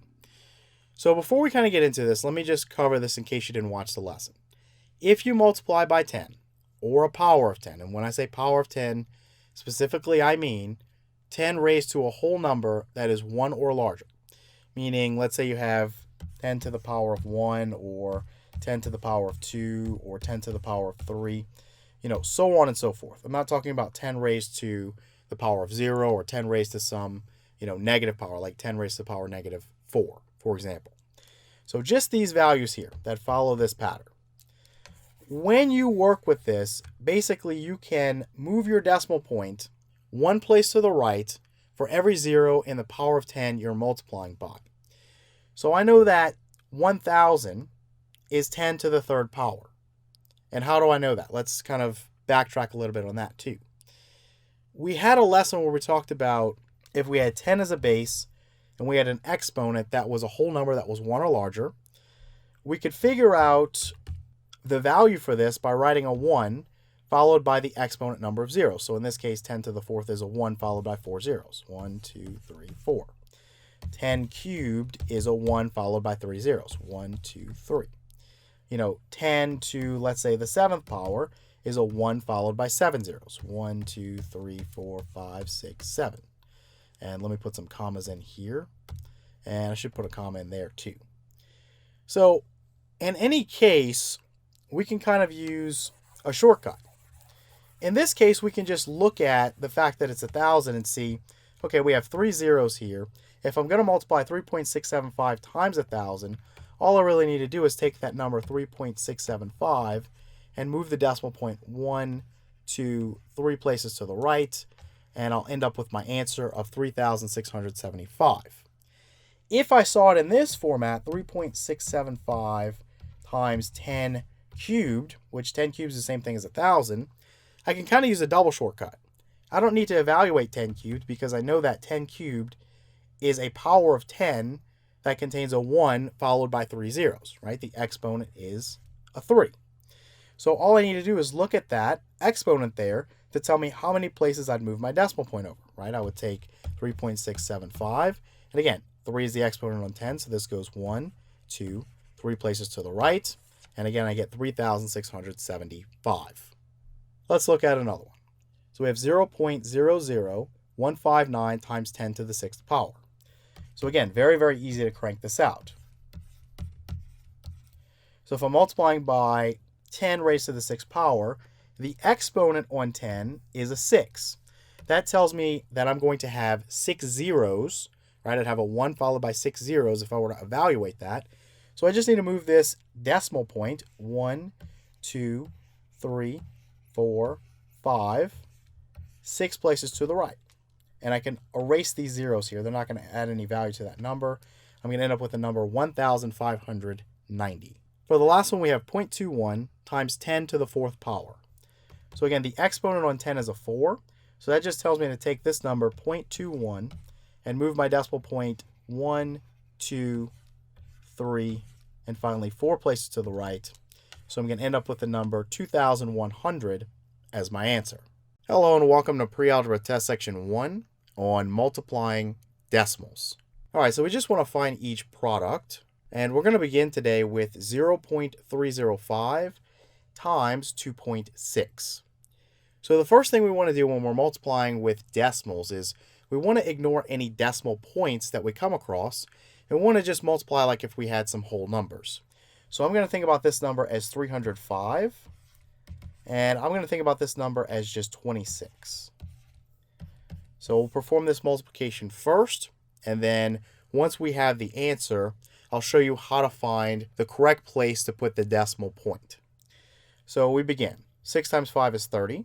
0 down, carry the 3. 6 times 0 is 0, plus 3 is 3. 6 times 3 is 18. So remember now, because I'm starting in the tens place here, I'm going to start my answer off one place to the left. And 2 times 5 is going to give me 10. Put a 0 down, carry the 1. 2 times 0 is 0, plus 1 is 1. And then 2 times 3 is 6. So now we're going to add. And let me scroll down a little bit. So I can just bring down that 0. 3 plus 0 is 3. 8 plus 1 is 9. And 1 plus 6 is 7. So I get 7,930. But of course, that's not my answer. I have to figure out where to put the decimal point at. So let me take this and just drag it up to the top. So I'm going to put that this equals 7,930. Now, the way that you figure out where to put the decimal point is you count the total number of decimal places, meaning the places to the right of the decimal point between all of the factors. So if I look at these two factors here, I have 1, 2, 3 decimal places here, and I have 1 decimal place here. So 3 plus 1 is 4. So essentially, for any whole number, the decimal point is at the very end of it. So I'd place it there, and I would just move it 4 places to the left. So I would go 1, 2, 3, 4 places to the left. And so our final answer here is going to be 0.793. And remember, I can get rid of that 0 because it does not add any value to the number, right? 0.793 is the same as 0.793. All right, so for the next problem, we have negative 1.25 times 10 squared. So this problem kind of relates to that section in the lesson where we talked about multiplying by 10 or a power of 10. So here's the rule. If you multiply by 10 or a power of 10, and let me be specific real quick. When I say power of 10, I mean 10 raised to a whole number that's 1 or larger. What we do is we move our decimal point 1 place to the right for every 0 in the power of 10. And another thing I want you to remember, if we have 10 as a base and we have a whole number exponent that's 1 or larger, to evaluate, basically we write a 1 followed by the exponent number of zeros. So in the example of 10 squared, I basically would write a 1 followed by 2 zeros. So 10 squared is 100. If I had, let's say, 10 to the 5th power, I would write a 1 followed by 5 zeros. 1, 2, 3, 4, 5. So that's 100,000. So if we see a number in exponent form like this, where the base is 10 and the exponent is a whole number that's 1 or larger, we can basically use a double shortcut. We don't need to even evaluate this and find out that it's 100. We can just say that the exponent on 10 is a 2, so I know I'll have 2 zeros there, and therefore I would just move the decimal point in this number 2 places to the right. So this would be equal to, we have that number negative 1.25, and again, I would just move the decimal point 2 places to the right because the exponent on 10 is a 2, right? So I'm going to end up with as an answer negative 125. Hello and welcome to Pre-Algebra Test Section 2 on multiplying decimals. All right, so we just want to find each product, and we're going to start out with multiplying 3 numbers here. So the first thing I'm going to think about is what's the sign of this product going to be? I have negative 0.485 times negative 0.13 times negative 3.9. So negative times negative times negative is negative, right? I have an odd number of negatives involved. That's going to give me a negative result. So now I can just pretend the numbers are positive. And another thing I can do is just pretend that I don't have any decimal points at all. So I'm going to think about what is 485 times 13 times 39. Well, let's do this multiplication first. 485 times 13. 3 times 5 is 15. 3 times 8 is 24, plus 1 is 25. 3 times 4 is 12, plus 2 is 14. Next, I'm going to have 1 times 485. That's 485. Again, just make sure you move this over to the left. Now we add, bring down the 5. 5 plus 5 is 10. 1 plus 4 is 5, plus 8 is 13. 1 plus 1 is 2, plus 4 is 6. So I've got 6,305. So I'm going to replace this with 6,305. Again, and we're multiplying by 39 now. So 6,305 times 39. 9 times 5 is 45. 9 times 0 is 0, plus 4 is 4. 9 times 3 is 27. 9 times 6 is 54, plus 2 is 56. All right, move over to the left. 3 times 5 is 15. 3 times 0 is 0, plus 1 is 1. 3 times 3 is 9. Then 3 times 6 is 18. So now all I have to do is add, bring down the 5. 4 plus 5 is 9. 7 plus 1 is 8. 6 plus 9 is 15. So I'm going to put a 5 down, carry a 1. 1 plus 5 is 6. 6 plus 8 is 14. Put a 4 down, carry a 1. 1 plus 1 is 2. So I've got 245,895. Let me kind of erase this real quick. Again, I know that it's negative, and the result I found was 245,895. Now let's get rid of this comma for a minute. What we're going to do now is figure out where to put our decimal point. So what we're going to do is count the number of decimal places between all the factors. So we've got 1, 2, 3 here, 1, 2 here, and 1 here. So that's a total of 6, right? 6 decimal places. So once we count this number, we basically just move our decimal point that many places to the left. So remember, if you have something like this, you can put a decimal point at the end, and then we're going 1, 2, 3, 4, 5, 6 places to the left. So we'd end up with negative 0.245895. Hello and welcome to Pre-Algebra Test Section 3 on multiplying decimals. All right, so we just want to find each product, and we're going to begin with negative 51 times 0.0005. So the first thing that we should notice is that we have a negative times a positive. So negative times positive gives us a negative. And I like to get that out of the way first so that I can work with the absolute values, right? I can just think about everything as if it was positive. Now the next thing is when we're multiplying with decimals, we're going to begin the problem by ignoring any decimal points we come across. So I would just think about the problem 51 times 5. Right? If I don't think about this decimal point here, then I'd have a bunch of zeros in front of a 5. Really wouldn't add any value, so I would just have the number 5. So what is 51 times 5? 5 times 1 is 5. 5 times 5 is 25. So I can drag this up here. And of course, this isn't our answer. The next step is just to figure out where we're going to put our decimal point in this number right here. Well, what we do is we look at how many decimal places, meaning places to the right of the decimal point, we have between the two factors. Well, I'm not going to have any here, and here I'm going to have 1, 2, 3, 4 of them. So essentially, for every decimal place I have between the factors, I move my decimal point one place to the left. So in a whole number, you put your decimal point at the very end or to the very right. And so I would go 1, 2, 3. I need to put in a 0, 4 places to the left, and I'd end up with negative 0.0255 as my answer. Okay, for the next problem, we have 3.2 times negative 6.1 times 100. So what we're going to do here is we're going to find the product here first, and then we'll multiply by 100 using our little trick. So the first thing I would notice is that we have a positive times a negative. That's going to give me a negative. And even when we multiply by 100, that's times another positive. So the net result for this whole problem is that I have an odd number of negative factors, and so I'm going to have a negative result. So now I could just think about everything as if it's positive, right, in terms of absolute value. When I think about doing 3.2 times 6.1, again, I'm not worried about the negative because I already know the sign. So when I think about doing 3.2 times 6.1, I ignore the decimal points and I do 32 times 61. 1 times 32 is 32. Then 6 times 2 is 12. 2 down, carry the 1. 6 times 3 is 18, plus 1 is 19.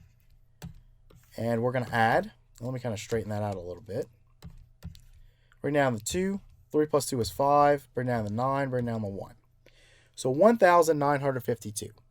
So the question is, where's the decimal point going to be for that number? Let me erase this. So 1,952. So when we multiply these two numbers together, essentially once we have this answer, we count the number of decimal places between the factors. In this case, we have 2, right? 1 right there and 1 right there. And for each decimal place we have, we move our decimal point one place to the left. So this one ended up going 2 places to the left. And of course it would be negative, but it would be negative 19.52, right? And the reason I'm not writing a negative out in front is we have one more step to go. So we can just kind of still think about this in terms of being positive. Now, the last thing we're going to do is multiply by 100. And essentially, it's just going to reverse what we did. And what do I mean by that? Well, when you multiply by 10 or a power of 10, you're going to move your decimal point one place to the right for every 0 in the power of 10. So there's 2 zeros here. So now I'm going to go 2 places to the right. Right? Remember, we went 2 places to the left. Now we're going 2 places to the right. Essentially, I just reversed what I just did. So what I'm going to end up with is 1,952. Of course, I need to attach that to the negative to give me a final answer for this problem of negative 1,952. Hello and welcome to Pre-Algebra Test Section 4 on multiplying decimals. All right, so we just want to find each product. And we're going to begin with 0.198652,015 times 10 to the 7th power. So this is a very, very easy problem. Essentially, what we're doing here is we're saying that when we multiply by 10 or a power of 10, so in this case I have 10 raised to the power of 7, I'm going to move my decimal point one place to the right for every 0 in the power of 10. Now, one thing I taught you is that when you're working with exponents, and you have a base of 10, you've got a whole number exponent that's 1 or larger, you can tell how many zeros you're going to have just by looking at the exponent, right? So 10 to the 7th is a 1 followed by the exponent number of zeros. So 7 zeros. 1, 2, 3, 4, 5, 6, 7. Right? So this is going to give me the number 10 million. So essentially, I don't even need to go through and do that, though. Once I notice that the exponent is 7, to get the answer for this problem, let's just write this leftmost number here, 0.198652015. All I need to do is move my decimal point 7 places to the right because the exponent on 10 is a 7. So I'm going to go 1, 2, 3, 4, 5, 6, and finally 7. So my decimal point would go right there. And I want to put some commas in here, one there and then one there, to give me the number 1,986,520.15 as my answer. All right, similarly, we have 83.22 times 10,000. So I can count the number of zeros here. I have 1, 2, 3, 4. If I had written this in the same format as the other problem, I would have just written times 10 to the 4th power. Either way, whether you have a 4 as your exponent for 10, or whether you write it as 10,000 where you have basically 4 zeros that you're able to just straight up count, you know that you're going to move your decimal point 4 places to the right. So I'm going to take my 83.22 and I'm going to put 2 zeros behind that final 2. And then I'm going to move this decimal point 1, 2, 3, 4 places to the right. And I'll put in a comma here.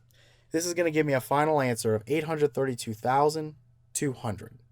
Hello and welcome to Pre-Algebra Test Section 5 on multiplying decimals.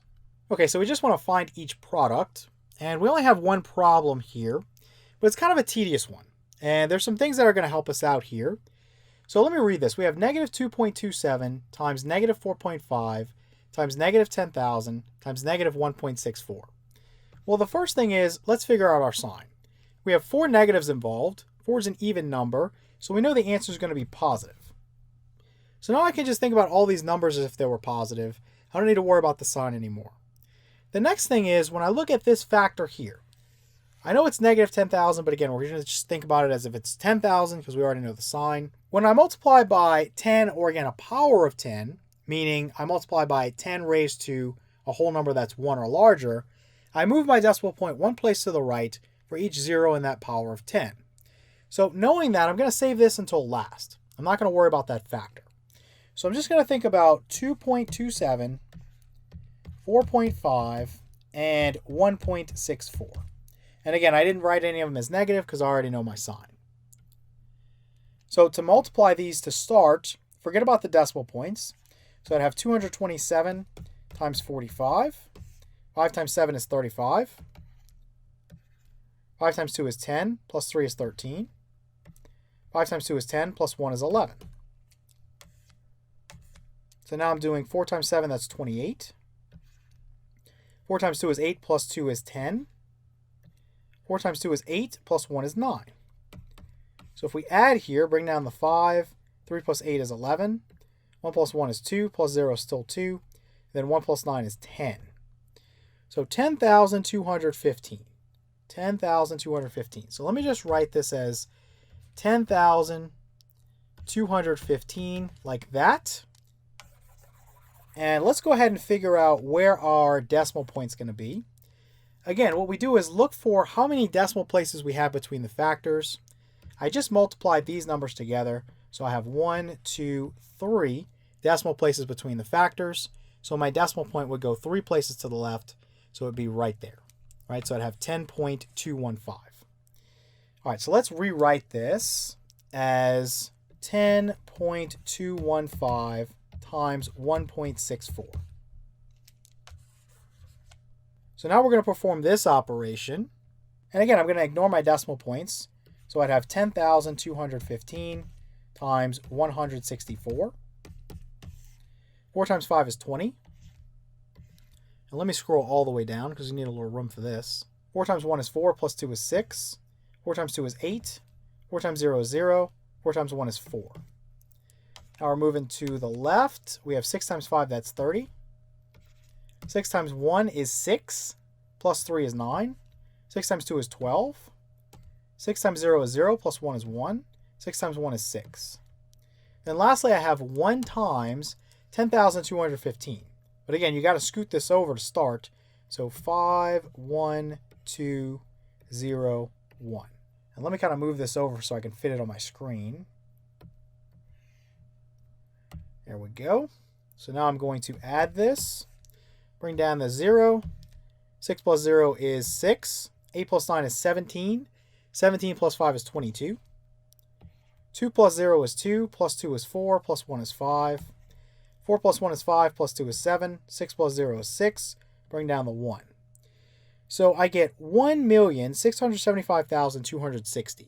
Let's put equals 1,675,260. Now where's my decimal point going to go? Well, I have 1, 2, 3, 4, 5 decimal places between these two factors. So my decimal point is going to go 1, 2, 3, 4, 5 places to the left. And we end up with 16.7526. I can cut that 0 off because once I have my decimal point, after my final non-zero digit, the zeros after it won't matter, right? I can put as many zeros after that 6 as I want. Will not change the value of the number. So let's take this 16.7526 and bring it up to the top. Okay, so we've got 16.7526. Now the final thing I'm doing is I'm multiplying by 10,000. Again, we already figured out our signs. Everything now we're just treating it as if it was positive. So when I multiply by 10,000, again, the trick is I have 1, 2, 3, 4 zeros there. So my decimal point's going to go 1, 2, 3, 4 places to the right. So I can just kind of erase that and just leave the number like this. Put a little comma in there, and I get a final answer of 167,526. Hello and welcome to Pre-Algebra Practice Set number 43. In this video, we're going to look at some additional practice problems for our lesson on dividing decimals. All right, so we just want to find each quotient, and we're going to start out with a pretty easy one. We have 1.26 divided by 6. So when we take a decimal and we divide by a whole number, we basically just have one additional step. So when we set up our long division, we just do it normally. So I'm going to put my dividend 1.26 underneath, and to the left, I'm going to put my divisor 6. Now here comes the additional step. You're just going to take that decimal point and bring it up into the answer, put it up there, and then you're done with it. Now I can divide as if I had 126 divided by 6, right? I don't need to think about the decimal point anymore. So I'll start out with, does 6 go into 1? No. Does 6 go into 12? Yes, it does. 2 times. So put a 2 here. 2 times 6 is 12. Subtract and I'll get 0. Bring down the 6. 6 is going to go into 6 once. 1 times 6 is 6. Subtract and get 0. So my answer for this problem is going to be 0.21, or I like to write 0.21, just to get a little clarity going. And the great thing about division, as I've talked about in other videos, is that you can always check it with multiplication. So what we're going to do here, we're going to take our quotient, which is 0.21, and we're going to multiply it by the divisor. So we're going to go this way. So 0.21 times 6 should give me 1.26 back, right, my dividend. So 21 times 6, 6 times 1 is 6, 6 times 2 is 12. So I get 126, and then between these two factors I'd have 2 decimal places, so that decimal point would go 2 places to the left, and yeah, I'd end up with 1.26 as my answer, right? And that's exactly what I have as my dividend when I started. So now we can confirm the fact that 1.26 divided by 6 is 0.21. All right, let's take a look at another easy one. We have 13.9 divided by 3. So 13.9 divided by 3. Again, just set the long division up normally. The only additional step you have is to take that decimal point, bring it up into the answer. Once you've done that, you can forget about it. You can pretend like you have 139 divided by 3. So 3 is not going to go into 1. It will go into 13 4 times. 4 times 3 is 12. If we subtract here, we'll get 1, and we'll bring down the 9. 3 is going to go into 19 6 times. 6 times 3 is 18. If we subtract here, we'll get 1. So remember, we're allowed to continue our division now. We learned in the lesson that we don't have to stop when we don't have anything else to bring down, because after a decimal point and you have your final non-zero digit, you can put as many zeros after as you want, and you won't change the value of the number. So for example, here after this 9, I can put a 0, and it's still 13.9, right? It still has the same value. And then I can bring this down so I can continue my division. So 3 is going to go into 10 3 times. 3 times 3 is 9. Subtract, and we would get 1. I can put another 0 so I can continue the division. Bringing this down, and you'd have 10 again. 3 goes into 10, again, 3 times. 3 times 3 is 9. Subtract, and you get 1. So I'm going to stop here because most of you will notice that you have something called a repeating pattern. So what happens is on some of these division problems, you're going to get the same digit or the same series of digits that repeat forever. I'm going to keep multiplying 3 by 3 and getting 9. I'm going to keep subtracting it away from 10 and getting a result of 1. I'm going to keep bringing down a 0 and getting another 10. This pattern is going to continue forever and ever and ever. I'll keep getting 3s. So what we're going to do, let's just erase everything, and we'll write our answer using this notation. We're going to write 4.63. Now 3 is the digit that repeats forever, so we're going to put a little bar, a horizontal bar on top of that number. When we come to the situation where we have a series of digits that repeat, we just need to make sure we put the bar over every digit in that series. So our answer here is going to be 4.63, again with a horizontal bar over the 3 to tell us that that number is going to repeat forever. Okay, for the next problem, we have 18,791 divided by 10,000. So a very, very simple problem. Essentially, we're just practicing dividing by 10 or a power of 10. So if you divide by 10 or a power of 10, when I say power of 10, I mean 10 raised to a power that's a whole number that's 1 or larger.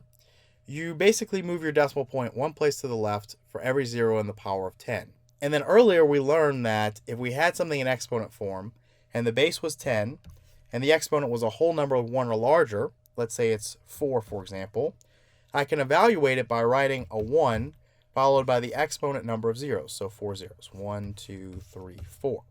So 10,000. That's what we have here. So if you were to see this problem written as 18,791 divided by 10 to the 4th, you know that you're going to have 4 zeros in that power of 10. So your decimal point goes 4 places to the left. If you were to see it written as it is here, you can just go through and count the zeros. You have 1, 2, 3, 4. And essentially, again, you're just going to move the decimal point 4 places to the left. So you have 18,791. For a whole number, the decimal point is all the way to the right. And we begin. We go 1, 2, 3, 4 places to the left. And we would end up with the number 1.8791. All right, let's take a look at another one. We have negative 1.728 divided by 9. So the first thing is, if you see a negative in any part of your problem, just figure out what the sign is going to be so that you can think about the numbers in terms of their absolute values, right? You could just pretend everything is positive at that point. So negative divided by positive is a negative. And now I can just think about, well, what's the problem? 1.728 divided by 9, right? Set it up this way. Bring your decimal point up into the answer. And then just start your division. 9 will not go into 1, but it will go into 17. It'll go in only once. 1 times 9 is 9. If we subtract here, 17 minus 9 is going to give me 8. Bring down that 2. I know that 9 will go into 82 9 times. 9 times 9 is 81. Subtract and get 1. Go ahead and bring down that 8 there. And 9 goes into 18 exactly twice. 2 times 9 is 18. Subtract and get 0. So we're going to end up with 0.192. But remember, we said that the answer was negative. So I'm going to write negative 0.192 as my final answer. All right, let's take a look at one where we're dividing by a decimal. So we have 59 divided by 2.4. So when you come across this scenario, what you need to do is move your decimal point in your divisor. Remember, that's what you're dividing by. This is called a divisor. And this is called a dividend. Move the decimal point in the divisor enough places to the right to make it a whole number. So in this case, I just need to move it one place to the right. Now, it's not legal unless you do it to the dividend as well. So I need to take this decimal point, which is after the 9. I'm going to put a 0 in there and just bring that one place to the right as well. Essentially, you're just multiplying both of them by 10, right? If I had 59 over 2.4 written like this using a fraction, just think about multiplying by 10 over 10. Right? I'm multiplying by a complex form of 1. 59 times 10 is 590. And this is over 2.4 times 10, which is 24. Right? Just moving the decimal point one place to the right. So let's write this division problem again as 590 divided by 24. Okay, so let's set this up using long division format. So 24 is not going to go into 5. It will go into 59 twice. 2 times 24 is 48. We're going to subtract here. 9 minus 8 is 1. 5 minus 4 is 1. So I have 11, and I'm going to bring down this 0. So how many times will 24 go into 110? Well, I know that 24 times 5 is 120. That's too big, so it's going to have to be one less than that. We're going to have to use 4. So 4 times 24, let's think about 4 times 20, that's 80. 4 times 4 is 16. 80 plus 16 is 96. So I'm going to put 96 here, and we're going to subtract. And I would need to borrow. 10 minus 6 is 4. Borrow again. 10 minus 9 is 1. So I'd have 14 as a remainder. Now, we're going to continue the division by putting a decimal point here. Bring that up into the answer. And we're going to put a 0 behind that decimal point and bring that down so that we can continue the division. Now, 24 goes into 140 how many times? Well, I know that 24 times 5 is 120. If I take 120 and I add 24 more to it, I'm going to get 144. That's too big. That's bigger than 140. So I'm going to have to go with 5. As I just said, 5 times 24 is 120. So you're going to write that underneath, and you're going to subtract. So 0 minus 0 is 0. 4 minus 2 is 2. 1 minus 1 is 0. So we're going to continue by just putting another 0 there and bringing that guy down. So how many times will 24 go into 200? Well, kind of a mental way to do this, 24 times 10 is 240. That's too big, obviously. If I took 24 away from it, right, meaning if I did 24 times 9, but I'm just kind of doing this using subtraction. If I start with 240, and let's say I mentally subtract 24 away, I can look at that and know that I'm not going to be at or below 200. So it can't be 9. It has to be 8, right? It has to be 8. So let's put an 8 as our answer. 8 times 24. 24 times 8. 8 times 4 is 32. 2 down, carry the 3. 8 times 2 is 16. Plus 3 is 19. So you'll have 192. So let's subtract 192. And 200 minus 192 is going to give me 8. All right, let's go up here. Put a 0 and bring that guy down. So now how many times will 24 go into 80? And I know 24 is cut off at the top of the screen there, but most of you will know that 24 times 3 is 72. So that's as close as we can get without going over. So put a 3 here. 3 times 24, as I just said, is 72. Subtract here, and you're going to get 8. Now, I had 8 here. I brought down a 0. I had 80. It went in only 3 times. 3 times 24 gave me 72. I got 8 again. This is going to be an infinitely repeating pattern, right? If I bring down a 0,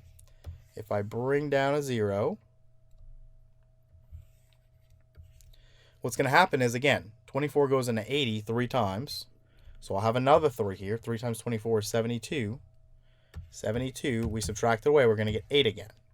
This is going to continue forever and ever and ever. So we can stop at this point once we figure that out.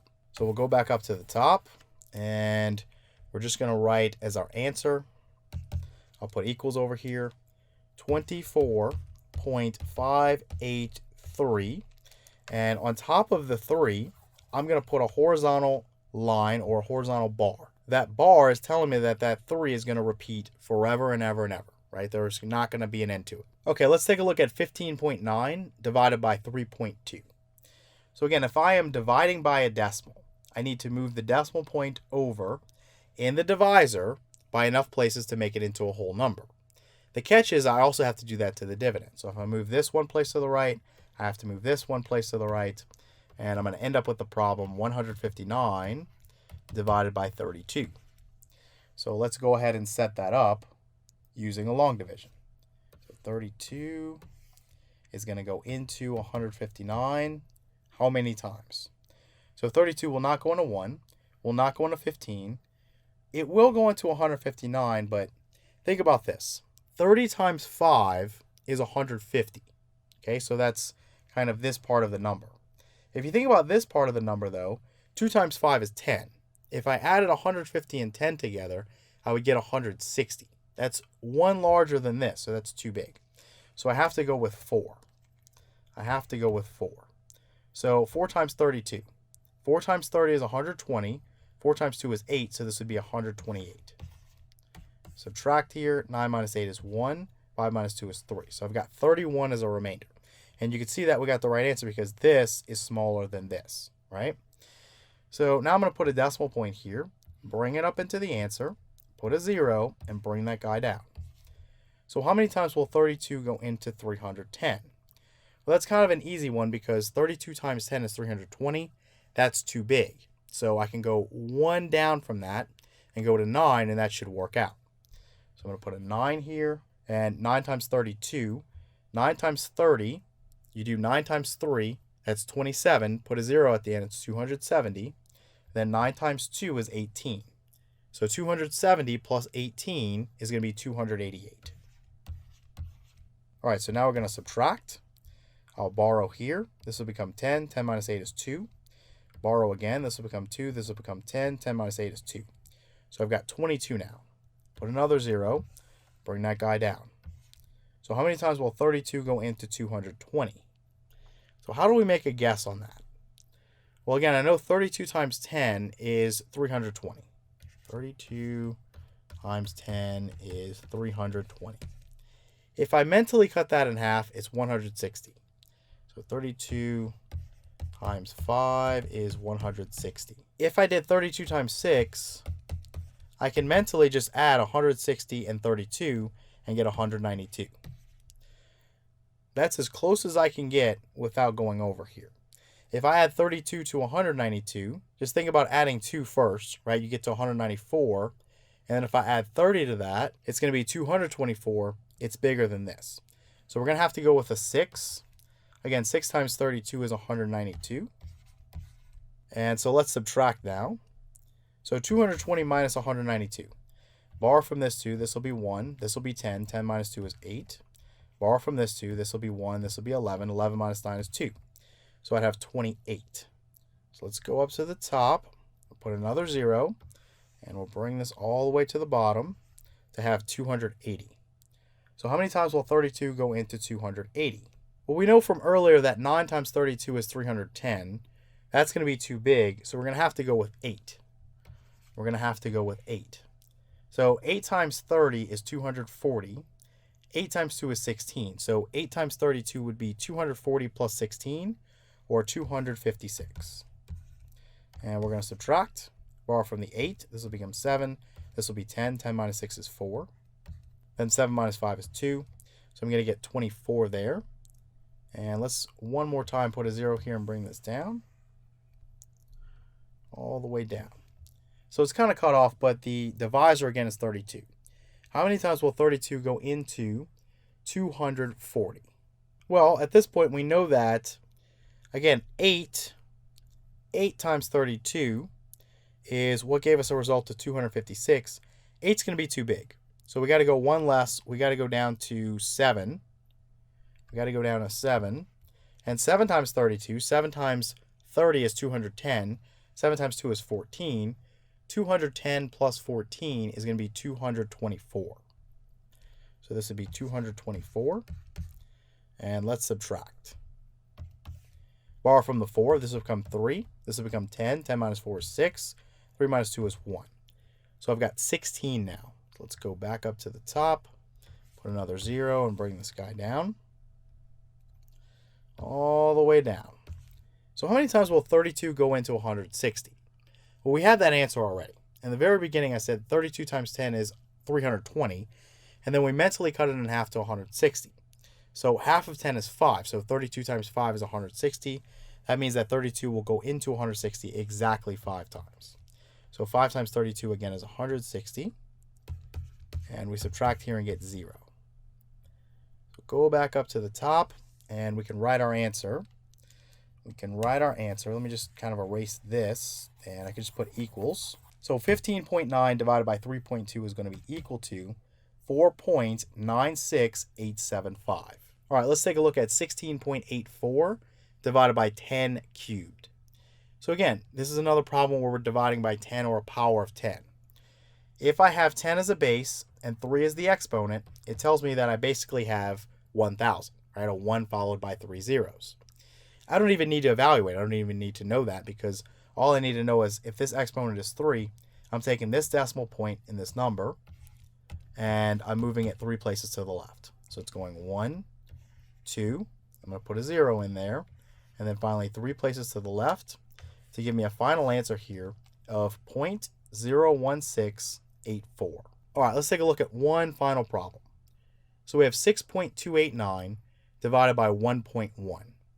So again, if I'm dividing by a number that has a visible decimal point here, I just need to move this decimal point one place to the right so that it turns it into a whole number. Whatever I do over here to the divisor, I need to also do it to the dividend. So now I'm looking at the division problem. 62.89 divided by 11. So let's set that up. We have 62.89, and again, we're dividing by 11. Now, again, the first thing I'm going to do is I'm going to bring this decimal point up into the answer. That way I can just forget about it and divide as if I had 6,289 divided by 11. So 11 will not go into 6. It will go into 62. It will go in 5 times. 5 times 11 is 55. And we want to subtract. We'll borrow here. This will be 5. This will be 12. 12 minus 5 is 7. We're going to bring down this 8 here. 11 goes into 78 7 times. 7 times 11 is 77. Subtracting, we'll have 1. Go ahead and bring down the 9. 11 will go into 19 only once. 1 times 11 is 11. Subtract here, and we're going to get 8. And now we can put a 0 here and bring that guy down. So how many times will 11 go into 80? Well, it's going to go in 7 times, right? 7 times 11 is 77. So put a 7 there. Again, 7 times 11 is 77. Subtract here, you get 3. And I'm going to go up here and put another 0 there. Bring that down. And I'll have 30. 11 will go into 30 twice. It will go in twice. 2 times 11 is 22. 22. If I subtract, I'm going to get 8. Now, here's where you notice that you have a pattern forming. I had 8 here. It became 80. Now, if I have 8 again, it's going to become 80, and so my pattern is going to repeat itself. So at this point, I could already stop, but we're going to continue for a few more. So put a 0 down and bring it down. Bring it down. How many times will 11 go into 80? the answer to that is 7. So you're going to have another 7 here. And after that, you're going to have a 2, then a 7, then a 2. So that's what's repeating. It's the 7, 2, 7, 2, 7, 2, so on and so forth. So again, 11 is going to go into 87 times. We put a 7 up there. 7 times 11 is 77. Subtract here, and you're going to get 3, right? Which is exactly what we did here. If I brought down another 0 and made this 30, let me do that. Let me put another 0 here and bring that down.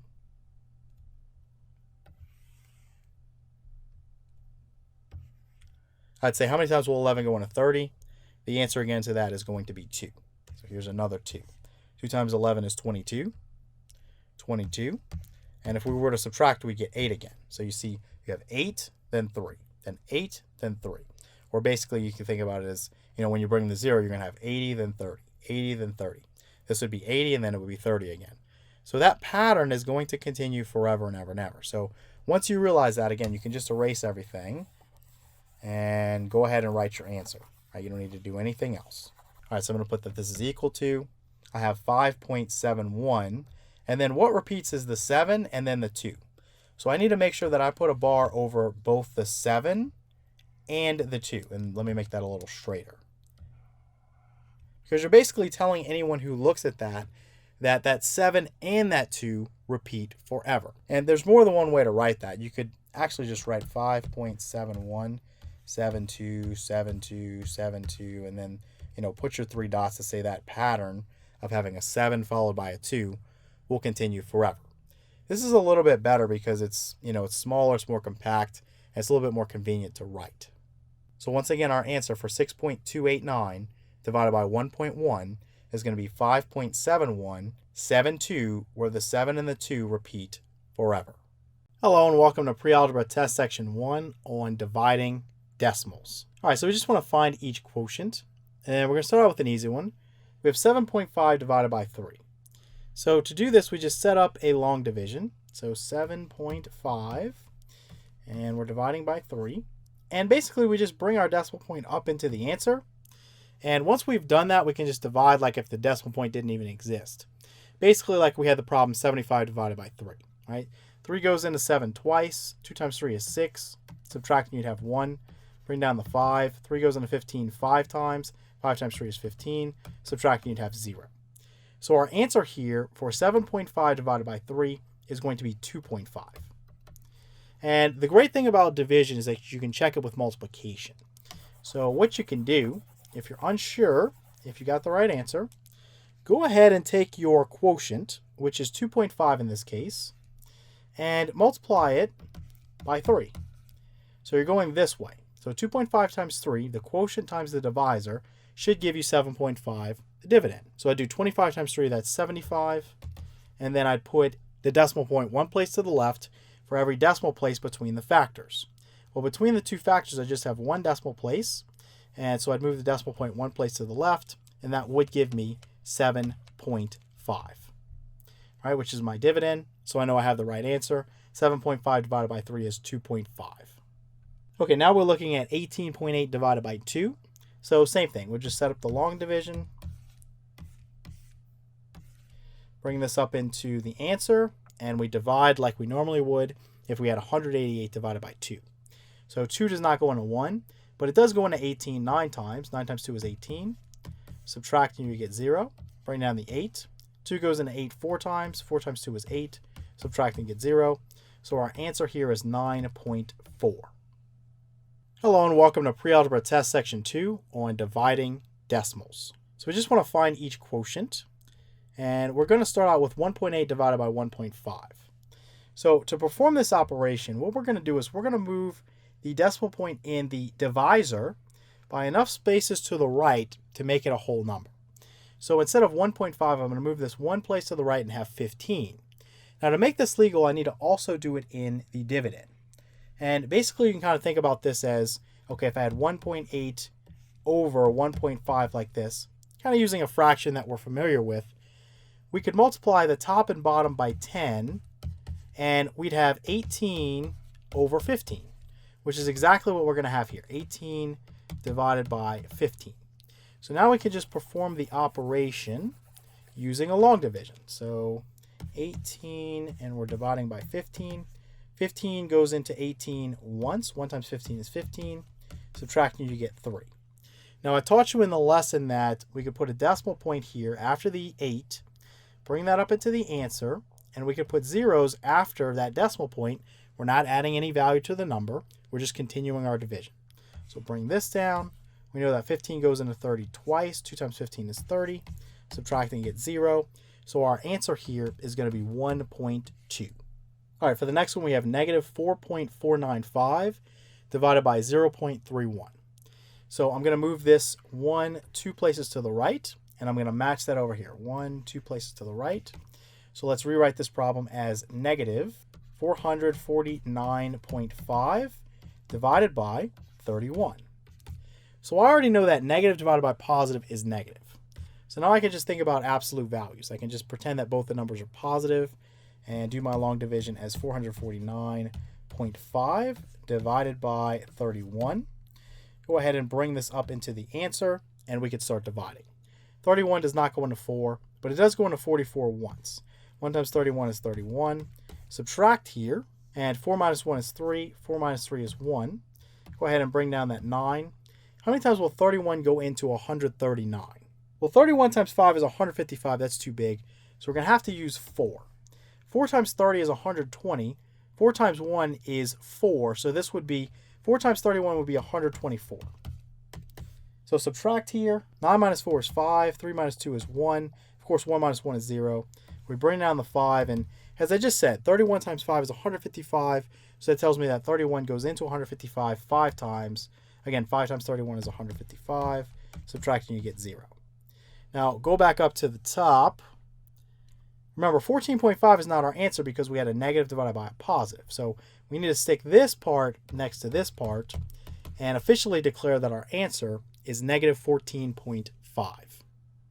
Hello and welcome to Pre-Algebra Test Section 3 on dividing decimals. All right, so we just want to find each quotient. And we kind of have 2 easy problems here. We have 0.0536 divided by 10 cubed. When we divide by 10, or a power of 10, and when I say power of 10, I mean 10 raised to a whole number that's 1 or larger. Basically what you do is you move your decimal point 1 place to the left for every 0 in the power of 10. So in a previous lesson, we learned that when we have 10 as a base and we have a whole number exponent, what we can do is basically write a 1 down and follow the 1 by the exponent number of zeros. So write a 1 and then 1, 2, 3 zeros. The only whole number this isn't going to work for is 0, right? If I have 10 raised to the power of 0, that's just 1. But for everything else, if I have 10 raised to the first power, I can write a 1, follow that with 1 0. If I have 10 squared, I can write a 1 followed by 2 zeros, I have 100. 10 cubed, a 1 followed by 3 zeros, I have 1,000, so on and so forth. Knowing that I'm going to have 3 zeros for 10 cubed, basically I just look at my dividend here, and I can say, okay, all I really need to do is move my decimal point 3 places to the left, because the power of 10 I'm dividing by is going to have 3 zeros in it. So I'm going to write out 3 zeros here, and I'm just going to move this 1, 2, 3 places to the left. And let me kind of clean that up a little bit. So we'd have 0.0000536 as our answer. For the next one, we have the same type of problem. We have 1,786.51 divided by negative 10 million. So first things first, we know that positive divided by negative is a negative. So we can just start out with that. Now the next thing is, if I look at this power of 10 here, forget about the negative sign. If I just look at 10 million, it has 1, 2, 3, 4, 5, 6, 7 zeros. So 10 million is 10 to the 7th power, right? Those are the same. So I know that I'm just going to basically take this number, 1,786.51, and move the decimal point 7 places to the left. So I need to put in 3 zeros here to make that happen. So 1, 2, 3, 4, 5, 6, 7 places to the left. And what I'm going to end up with is a negative 0.0001786, and I need to erase this 5, 1. Okay, so again, a negative 0.000178651. Hello and welcome to Pre-Algebra Test Section 4 on dividing decimals. All right, so we just want to find each quotient. And we're going to begin today with 14.45 divided by 1.5. So when we're dividing with decimals and we encounter this situation where we have a decimal point here in the divisor, what we need to do is move the decimal point over to the right enough places to make that divisor into a whole number. So if I look at 1.5, all I would need to do is move it one place to the right to convert it into the number 15. Now to make this legal, we need to also match this movement in our dividend as well. So I'm going to move this over here, and that's going to create a new division problem for us, which would be 144.5 divided by 15. So we'll set this up using long division format. 15 is going to go out here. 144.5 will go underneath here. And remember, before we begin, we're going to bring that decimal point up into the answer and then divide like it's not even there. So 15 is not going to go into 1. It's not going to go into 14. It will go into 144. Now, to guess at this, I know that 15 times 10 is 150. That's too big. So if I back off 1 and say that the answer is going to be 9, 9 times 15 will give me what? 9 times 5 is 45. Put a 5 down, carry the 4. 9 times 1 is 9, plus 4 is 13. So that would be 135, and that would work out, right? Because when I subtract here, it's going to be less than 15. So I'll borrow here. This will be 3. This will be 4. 14 minus 5 is 9. And we'll go ahead and bring down the next number, which is a 5. How many times will 15 go into 95? Well, mentally, I know that 15 times 4 is 60. So then times 5 would be 75. Times 6 would be 90. So we would put a 6 here. 6 times 15 would be 90. Subtracting, we would get 5. So at this point, we're not done. Remember, we're going to continue our division by putting a 0 after this 5 here and bringing it down so that we can continue. 15 will go into 50 3 times. And 3 times 15 is going to be 45. Subtracting, we get 5. Put another 0 here, bring it down. And we get 50 again. Now 15 will go into 50 3 times. 3 times 15 is 45. So at this point, you can kind of stop and see the pattern that's going on. Right? We'll have an infinitely repeating digit of 3. Because every time I multiply 3 times 15 to get to 45, I subtract it away from 50 and I get 5. I bring down the next 0, I got 50 again. That's going to keep happening. So I'll keep getting 3s forever and ever. Once you recognize that, let's just erase this real quick. Again, as I was saying, once you recognize that, you can go up and just write your answer. It's going to be 9.63, and you put a bar on top of that 3 to say, hey, the 3 is going to continue forever. Let's suppose we have 23.4 divided by 70.2. So again, I've got to make this divisor into a whole number. So I need to move this decimal point one place to the right, and I match that in the dividend. And so the new division problem will be 234 divided by 702. So 234, and we're dividing this by 702. Now, if you notice here, your dividend is smaller than your divisor. So you know that you're going to have to start out by putting a decimal point after the 4, bring that up into the answer, and putting a 0 after your decimal point so that you can kind of expand this. Right? Because if you ask how many times will 702 go into 2, 23, or 234, in each case it's going to be 0. Right? So kind of before we got into dividing decimals, we'd say the answer is 0 with a remainder of 234. But now that we know how to divide decimals, we can use these facts to kind of expand on this and continue our division. So we can ask, how many times will 702 go into 2,340? Well, I know that 700 times 3 would be 2,100. So 702 times 3 would just be 2,106. So that's as close as we can get. So let's put a 3 here to start. Again, 3 times 702 is 2,106. We're going to subtract. Let's borrow from the 4. This will become 3. This will be 10. 10 minus 6 is 4. 3 minus 0 is 3. 3 minus 1 is 2. So that gives me 234. And we could put another 0 and just bring this down and continue. Now, one thing you're going to notice right away is that, okay, I just did 2,340, and now I have 2,340 again. So if I ask the same question, how many times will 702 go into 2,340, I'm going to get the same answer. It's going to be 3. 3 times 702, again, is going to be 2,106. And when I subtract again, borrow from the 4, this becomes 3. 10, 10 minus 6 is 4. 3 minus 0 is 3. 3 minus 1 is 2. Again, I get 234. So I could add another 0 here and bring it down, but again, I get 2,340. This is an infinitely repeating pattern, right? I'm just going to keep getting 3s, right? 3, 3, 3. It's just going to keep going. So you can erase this once you have figured out what the answer is going to be. And simply put, you could just put 0.3 with a bar on top of the 3 to say, hey, this 3 is going to continue forever and ever and ever. Hello and welcome to Pre-Algebra Test Section 5 on dividing decimals. All right, we want to just find each quotient. And we have kind of a long, tedious problem, so we're just going to look at one. So we have negative 5.53 divided by negative 3.333. Now, the first thing you should notice is that you have a negative divided by a negative. Go ahead and just write that the answer is going to be positive. That way you can just think about everything in terms of absolute value, right? You can just treat all the numbers as if they were positive. Now, the next thing is that your divisor is going to need to be converted into a whole number. So we're going to move this decimal point 1, 2, 3 places to the right. And I'm going to match that movement over here in the dividend. 1, 2, 3 places to the right. So we essentially have the problem now, 5,530 divided by 3,333. So let's set that up using a nice little long division. So we have 5,530. Again, and we're dividing that by 3,333. Now, to start our division off, we know 3,333 is not going to go into 5, 55, or 553.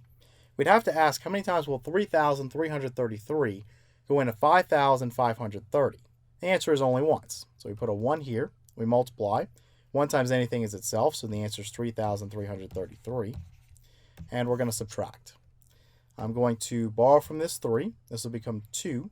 This will become 10. 10 minus 3 is 7. Then I need to borrow again. So this 5 will become 4. This 2 will become 12. 12 minus 3 is 9. And 4 minus 3 is 1. And 5 minus 3 is 2. So I get 2,197. Now, to continue our division, I can put a decimal point here and bring that up into the answer and put a 0 behind it. Remember, I'm not changing the value of the number. This is just something we're doing to continue our division. So bring down that 0, and I've got 21,970. Okay, so now I'm going to ask the question, how many times will 3,333 go into 21,970? So here's where you have to make kind of an educated guess. If you were to think about the number 3,333 as just 3,000 for a minute, just estimate it to 3,000. If I multiply it by 7, it's easy to do because of the trailing zeros. You're going to get 21,000. Now, think about this part of the number here, 333. Just estimate that to be 300. So what is 300 times 7? Well, that's 3 times 7, or 21. Put 2 zeros at the end, that's 2,100. I can already see this isn't going to work out. This number's too big.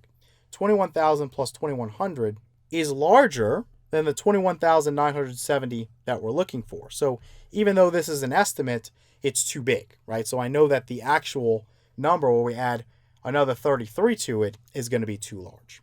So what we're going to need to do is scale this down and use 6, right? We're going to have to find out what is 3,333 times 6, because that's as close as we can get without going over. 6 times 3 is 18. Put an 8 down, carry the 1. 6 times 3 is 18 again, plus 1 is 19. 9 down, carry the 1. 6 times 3 again is 18, plus 1 is 19. 9 down, carry the 1. 6 times 3 is 18, plus 1 is 19. So that's 19,998. That's going to work out for us. So let's go up here, and we're going to answer this part. This is going to be a 6 here for our answer. Again, for 3,333, how many times that'll go into 21,970? And when we multiply, again, we have that answer down here, 19,998. So I'm going to put 19,998, and I'm going to subtract. So I need to borrow to start. This will become 6. This will become 10. 10 minus 8 is 2. Now I have to borrow again. Borrow from the 9. This will become 8. This will become 16. 16 minus 9 is 7. Got to borrow one more time. Borrow from this 1. This will become 0. This will become 18. 18 minus 9 is 9. Then I'm going to borrow from the 2. This becomes 1. This becomes 10. 10 minus 9 is 1. And 1 minus 1 is 0. So I have 1,972. And I'm just going to put another 0 behind here and bring that guy down so I can continue the division. So now how many times will 3,333 go into 19,720? Well, we can kind of look at our previous answer and kind of figure this out, because if 6 times 3,333 is 19,998, that's going to be too big. It's larger than 19,720. So it has to be 1 less than 6 or 5 for our answer. So what is 5 times 3,333? So we'll do that down here. 5 times 3 is 15. Put a 5 down, carry the 1. 5 times 3, again, is 15, plus 1 is 16. 6 down, carry the 1. 5 times 3 is 15, plus 1 is 16. 6 down, carry the 1. 5 times 3 is 15, plus 1 is 16. So 16,665.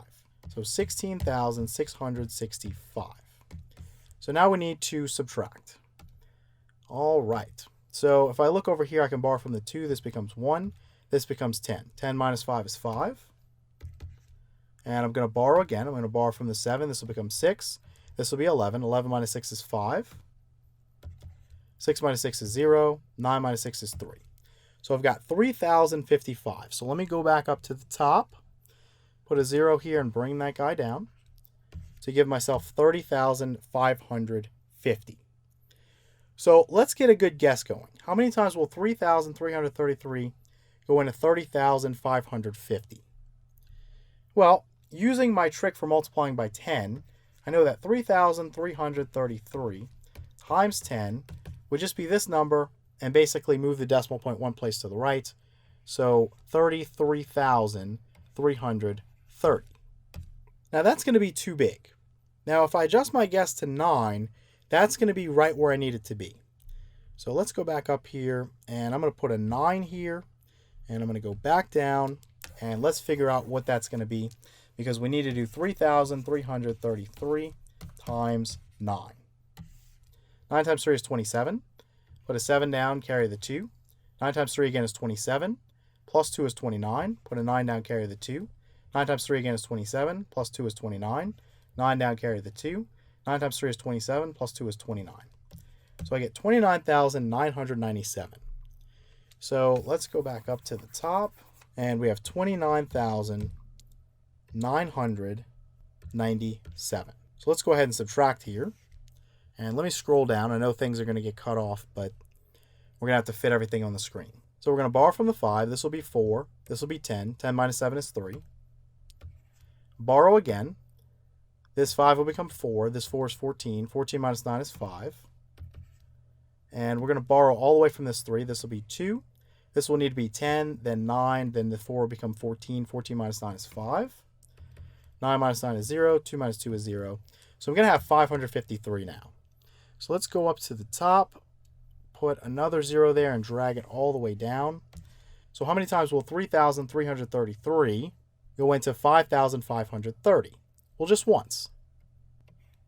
So now I'm going to multiply. 1 times 3,333 is going to be 3,333. And some of you probably already picked this up, but this is what we started with. 5,530 was the initial starting number, right? It's the initial dividend that we're working with. If I get that again, and I'm subtracting away 3,333, it's the same thing as what I did here to start. Let me just kind of erase this stuff. And you can see that you have 5,530 minus 3,333, and that gave you 2,197. You brought down a 0, and you got 21,970. That's going to repeat itself here, right? If I do the subtraction, borrow from the 3, this will be 2, this will be 10. 10 minus 3 is 7. Borrow from the 5 now. This will become 4, this will become 12. 12 minus 3 is 9. Then 4 minus 3 is 1, and 5 minus 3 is 2. So I've got 2,197. When I go up here to drag a 0 down, I'm going to have 21,970. So as soon as you recognize that you have a repeating pattern, you can go ahead and stop, right? This is 21,970 here. And we found that 3,333 would go into 21,976 times. So I know the next part here would be 6, and then I can just kind of go through and say, okay, well then after that I'd have a 5, a 9, and then a 1. A 6, a 5, a 9, and then a 1. Right? That pattern is going to continue forever. So once you understand that, you can go ahead and just stop. And let's go up here to the top. And I'm going to put equals. And let me just write this in a better way. We have 1.6591. The 6591 is what repeats. So I put a bar on top of the digits that repeat, right? The 6, the 5, the 9, and the 1.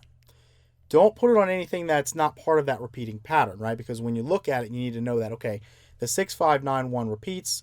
So if I was to kind of look at this, I'd say, okay, that number is 1.6591, 6591, 6591, so on and so forth. I can put 3 dots here to say that pattern would continue forever. Or I can use the bar on top of the digits that repeat. Either way is perfectly mathematically legal. Hello and welcome to Pre-Algebra Practice Set number 44. In this video, we're going to look at some additional practice problems for our lesson on changing fractions to decimals. So we just want to change each fraction into a decimal, and we're going to start out with 7/11ths. So basically the procedure is very, very simple. All you need to do is divide the numerator by the denominator. So we'll take 7, which is our numerator, and divide it by 11, which is our denominator. Now 7 is smaller than 11, so to complete the division, what we're going to do is we're going to put a decimal point after the 7. We're going to bring that up into the answer, and we're going to put a 0 after that decimal point so that we can do 11 into 70 6 times. Now we'd multiply. 6 times 11 is 66. Subtract and you get 4. Now I'd put another 0 here so I can continue my division. So now I'd have 40 here. 11 is going to go into 40 3 times. 3 times 11 is 33. And when I subtract, I'm going to get 7. Now a lot of you at this point can already tell that there's a pattern that's forming. We started out with a 7, and then we put a 0 behind it, right? Forget about the decimal point, but basically you just have 70 here. So I said 11 goes into 70, and it was 6 times. Then 6 times 11 was 66. We subtracted it, and we got 4. Brought down a 0. 11 goes into 40 3 times. 3 times 11 is 33. When we subtract here, we have 7. So we're repeating that first pattern. So I'm going to have a 6, 3, 6, 3, 6, 3 that continues forever. Right, if I put a 0 here and bring it down, 11 goes into 70 6 times. 6 times 11 is 66. Subtract and I get 4. Right, I'm right back here. If I take a 0 and bring it down, I'd have a 40. 11 goes into 40 3 times. 3 times 11 is 33. Subtract and you get 7. Right, it's just the pattern that continues forever and ever and ever. So when this occurs, basically what we're going to do, we'll write 0.63. 63 are my digits that repeat. So I'm going to put a horizontal bar over the 6 and the 3 to say that these digits will repeat forever. So again, my final answer is that 7/11ths is equal to 0.63, where the 6 and the 3 are going to repeat forever. All right, for the next one, we have 5/8. Again, I'm going to take 5 and I'm going to divide it by 8. 5 is smaller than 8, so I'm going to put my decimal point after 5, bring it up into the answer, and I'll put a 0 after that decimal point. 8's now going to go into 50 6 times. 6 times 8 is 48. Subtracting, you would get 2. Now I can put a 0 here so I can continue my division. So now 8's going to go into 20 twice. 2 times 8 is 16. And when I subtract, I'm going to get 4. Put a 0 here, bring it down. 8's going to go into 40 exactly 5 times. 5 times 8 is 40. Subtract and we're going to get 0. So we have our answer here. It's nice and clean. We're going to have 5/8 is equal to 0.625. All right, what about 3/11ths? So again, I'm going to take 3, my numerator, and I'm going to divide that by 11, my denominator. I'll take the decimal point and put it after the 3, bring it up into the answer, and put a 0 after that decimal point. So 11 will go into 30 twice. 2 times 11 is 22. Subtract and we'll get 8. Put another 0 here and bring it down. 11 is going to go into 87 times. 7 times 11 is 77. Subtract and we'll get 3. So you see the pattern that's forming, right? If I put a 0 here and bring it down, I'm going to have 30 again, which is what I started with basically. right? I started this problem by saying 11 goes into 30 twice. 2 times 11 is 22, so on and so forth. So if I do that again, 11 is going to go into 30 twice. 2 times 11 is 22. Subtracting, you get 8. If you bring down another 0, 11 will go into 80 7 times. Again, 7 times 11 is 77. Subtracting, you get 3, right? So you see the pattern that's forming. You have 80 here, then 30. Then you have 80 again, so then this would be 30 after I bring down my 0. So on and so forth. So we already have our answer. And once you spot the pattern, you can just stop. Right? You can just say this is equal to 0.27, right? It's 27, 27, 27, so on and so forth. So the 2 and the 7 are what's repeating. So I'm going to put a horizontal bar over both the 2 and the 7 to indicate that. Again, 3/11 is equal to 0.27, where the 2 and 7 repeat forever. All right, let's take a look at 12 and 11/16. So this is a mixed number, and it's not any more difficult. Basically, what you're doing is this part right here, the whole number part, you just write it out to the left of the decimal point. Now, after the decimal point, we're just going to have this part right here, the fractional part, the part of a whole amount expressed as a decimal, right? That's all we're going to have. So we're going to figure out what 11 divided by 16 is, and that's going to help us fill in this part right here. So I'm going to put a decimal point after 11, bring that up into the answer, put a 0 after that decimal point. 16 will go into 110 how many times? I know that 16 times 10 is 160. Let's start with that. That is obviously too big. Now, if I cut it in half, what is 16 times 5? Half of 160 is 80.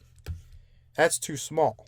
If I add 16 more to 80, I would get to 96. So 16 times 6 is 96. That looks like that's going to be just about as large as we can go without going over. So I'm going to put a 6 here, and I'm going to multiply. 6 times 16 again is 96. We're going to subtract, and I'm going to borrow from this 1. This will be 0. This will be 10. 10 minus 6 is 4. And I'm going to borrow again from this 1. This will be 0. This will be 10. 10 minus 9 is 1. So I'm going to have 14. And of course, I can put a 0 here so I can continue my division. Go ahead and bring this down. Now, I know that 16 times 10, again, is 160. If I subtract 16 away from that, I'm still going to be too large. I'm going to be at 144. So 16 times 9 doesn't work. It's going to have to be 16 times 8. Right? It's going to have to be 8 as an answer here. 8 times 16, you can do 8 times 10. That's 80. 8 times 6 is 48. Then 80 plus 48 is 128. Subtract here. I'm going to borrow from that 4. This will become 3, and this will become 10. 10 minus 8 is 2. 3 minus 2 is 1, so I'm going to have 12 there. I'm going to put a 0, bring it down. 16 goes into 120. Well, I know 8 is too large. I'm going to have to go with 7. What is 7 times 16 now? Well, 7 times 10 is 70. 7 times 6 is 42. 70 plus 42 is 112. So we're going to subtract, and we're going to get 8. And let me go back up to the top. We're going to take one more 0 and bring that all the way down. All the way down. So that we have 80. And so we're going to ask, how many times will 16 go into 80? Well, if you paid attention, again, I did 16 times 10, that was 160. I cut it in half, and I found that 16 times 5 was 80.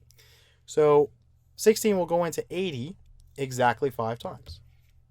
5 times 16, again, is 80. Subtracting, you get 0. So this part right here, this 0.6875, is representing this fraction part for the mixed number, the 11/16. So I've already written the whole number part, the 12. Basically, after it, I'm just going to write 0.6875. I already have my decimal point there, so I'm just going to write 6875 behind it. And so 12 and 11/16 is equal to 12.6875. Okay, let's look at one final problem. So here we have an improper fraction. We have 27/8. But again, we attack the problem the same way. We take 27 and we divide by 8. Now, 8's not going to go into 2, but we'll go into 27 3 times. 3 times 8 is 24. Subtracting, we get 3. I can put a decimal point here so I can continue my division. Bring that up into the answer. Put a 0 here and bring it down. 8's going to go into 30. Again, 3 times. 3 times 8 is 24. If we subtract here, we're going to get 6. Put a 0 here and bring it down. 8's going to go into 60 7 times. 7 times 8 is going to be 56. If we subtract here, we're going to get 4. Let's put another 0 and bring that guy down. So that's going to be 40 now. And we're asking how many times will 8 go into 40? Well, the answer is exactly 5. Right, exactly 5 times. 5 times 8 is 40. Subtracting gets 0. So 27/8 is going to be equal to 3.375. Hello and welcome to Pre-Algebra Test Section 1 on changing fractions to decimals. So we want to change each fraction into a decimal. And we're going to start out with 9/11ths. And essentially what we do here is just divide the numerator by the denominator. Right? So we're going to take 9 and we're going to divide it by 11. And since 9 is smaller than 11, what I'm going to do is put a decimal point after 9, bring it up into the answer. I'll put a 0 after the decimal point. And I can ask, how many times will 11 go into 90? Well, it's going to go in 8 times. 8 times 11 is 88. Subtract, and now we get 2. Put another 0 to continue the division. Go ahead and bring that down. We'd ask, how many times will 11 go into 20 now? Well, 11 is going to go into 20 only once. 1 times 11 is 11. Subtracting, we would get 9. Now, we started out with a 9, and then we put a decimal point, and we put a 0 behind it. So we asked, how many times will 11 go into 90? It's exactly what we're going to ask again, right? We're going to put a 0 here and bring it down. And we're going to ask, how many times will 11 go into 90? Well, we know the answer is 8. 8 times 11 is 88. Subtracting, you're going to get 2. So you see that you have a pattern forming. If I put a 0 here and bring it down, I have 20 again. Right? I had 90, then 20, then 90, then 20. So I know 11 goes into 20 only once. 1 times 11 is 11. Subtract here, and I'm going to get 9 again. If I brought down another 0, I would get 90 again. So the pattern is that I have 8, 1, 8, 1, 8, 1. That will continue forever, right? So we're going to write that 9/11ths is equal to 0.81. And it's very important that we put a horizontal bar over the 8 and the 1 to indicate that the 8 and the 1, that pattern is going to continue forever. All right, let's take a look at another one. We have 3/5. So we're going to write 3 divided by 5 like that. And again, 3 is smaller than 5, so I'm going to put a decimal point after 3. I'm going to bring that up into the answer, and I'm going to put a 0 after my decimal point. So how many times will 5 go into 30? Well, it goes in exactly 6 times. 6 times 5 is 30. Subtracting, you get 0. So 3/5 is going to be equal to 0.6. Hello and welcome to Pre-Algebra Test Section 2 on changing fractions to decimals. All right, so we want to just change each fraction into a decimal. And we're only going to look at one problem here, just because this problem is going to be pretty tedious. So we have 2 over 111. So to change this fraction into a decimal, we're going to divide the numerator, which is 2, by the denominator, 111. So 2 divided by 111. Now, in order to complete this division, I'm going to need to put a decimal point after 2, bring it up into the answer, and put a 0 here. Now 111 is still not going to go into 20. I'm going to need to put another 0 here in order to complete the division. But there's one kind of problem here. If I say 111 doesn't go into 2, I can put a 0 and kind of go through the steps, but it's not really adding any value to the number, right? If I have a 0 to the left of the decimal point, I don't really need to put it because it doesn't really make a difference. In this particular case, after the decimal point, the 0 is going to matter if we have a non-zero digit that follows it. And we know that we're going to have that. So we're going to go ahead and say that 111 does not go into 20. So we're going to put 0 here and go through the steps. 0 times 111 is 0. If I subtract, I'm going to get 20. Now I can put my 0 here and bring that down, and I have 200. So 111 will go into 200 only once. 1 times 111 is 111. If we subtract, I need to borrow all the way from this 2. This will be 1, this will be 10, then 9, then 10. 10 minus 1 is 9. 9 minus 1 is 8. 1 minus 1 is 0. So now I'm going to put a 0 here and bring that down. how many times will 111 go into 890? Well, if I multiply 8 times this number consists of all ones, so it's easy to do, right? It's going to be 888. 888 is just underneath 890, so that's going to work out. So I'm going to put an 8 here. Again, 8 times 111 is 888. Subtract, and I know I'm going to get 2. Now, when I bring down a 0 here, I have 20 again. Remember, I started out with 20, and 111 is not going to go into 20. 20 is smaller than 111. So that gives me a 0 again. Now, 0 times 111 is going to give me 0. I subtract, and I get 20. I bring down a 0 from the top, and I get 200. That's exactly what I had here, right? I had 20, then 200, then 890. The same pattern is forming, right? 111 is going to go into 200 once. 1 times 111 is 111. If we subtract, again, it would be 89. If I bring down another 0, it would be 890. So at this point, I can stop. I already know what the pattern is going to be. It's going to be 0, 1, 8, right? 0, 1, 8, 0, 1, 8, 0, 1, 8, so on and so forth. So I can say this is equal to 0.0, and that 0 is important, right? It adds value to the number because it is before that 1 and that 8, right? So 0.018, where there's a horizontal bar on top of the 0, the 1, and the 8, because those are the digits that are going to repeat in that order forever. Hello and welcome to Pre-Algebra Test Section 3 on changing fractions to decimals. All right, so we want to change each fraction into a decimal. And for our first problem here, we're going to look at the mixed number 15 1/8. And basically, when you have a mixed number, all you're really doing is you're taking the whole number part and you're going to write it. You're going to put your decimal point, and then after the decimal point is going to come this part expressed as a decimal. Right, so we would just figure out what 1/8 is. And to do that, we divide 1, the numerator of the fraction 1/8, by 8, the denominator of the fraction 1/8. So 1 is smaller than 8, so what I can do to make this division work, I'm going to put a decimal point here, bring it up into the answer, put a 0 after that decimal point, and now I can ask, how many times will 8 go into 10? 8's going to go into 10 once. 1 times 8 is 8. Subtract here and you would get 2. I can put another 0 so I can continue my division. So now I would have 20. 8 goes into 20 twice.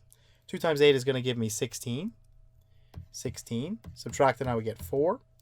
Let's come up here and put another 0 and bring that down. So I'd have 40 now. 8's going to go into 40 exactly 5 times. So this is going to be a 5 here. 5 times 8 is going to give me 40. Subtract and I have 0. So I know that 1/8 is 0.125.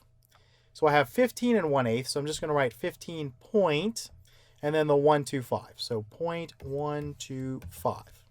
Again, 15 1/8 is equal to 15.125. Okay, now we're going to look at another mixed number. We have 19 and 5/22. So again, the whole number part, just leave that alone. And we'll put a decimal point after that. And we're just going to figure out what 5/22 is as a decimal.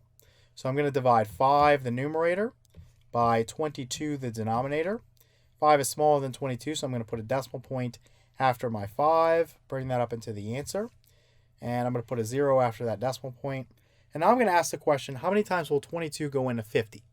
Well, it's going to go in twice. 2 times 22 is 44. Subtract, and we're going to get 6. We'll put a 0 here so we can continue our division. Go ahead and bring that down. 22 is going to go into 60, still only twice. 2 times 22 is 44. Subtract here and we get 16. Put a 0 here and bring that down. How many times will 22 go into 160? Well, let's look at that on a scratch sheet. If I estimate 22 as 20, and let's say I multiply it by 8, that would give me 160 exactly. Now I know I'm not going to be able to use 8 because the actual number is 22. So that would be a little bit too big. So let's try 22 times 7 and see if that gets us as close to 160 as we can without going over. 7 times 2 is 14. Put a 4 down, carry the 1. 7 times 2 again is 14 plus 1 is 15. So 154. That looks like that's going to work out for us. So we're going to put 7 down as the answer. So we're going to put a 7 here. Again, that's 22 into 160. That's going to go 7 times. 7 times 22, as we just found, was 154. And if we subtract, we're going to get 6. Now you can start to see what pattern's developing because I had a 6 here, right? So if I put a 0 here and I bring it down, I'm going to have 60 again. So the pattern that's developing, if I say 22 goes into 60, it's only going to go twice. 2 times 22 is 44. Subtract, and I'm going to get 16. Right? I'm right back here. If I put a 0 and bring it down, I'm going to have 160 again.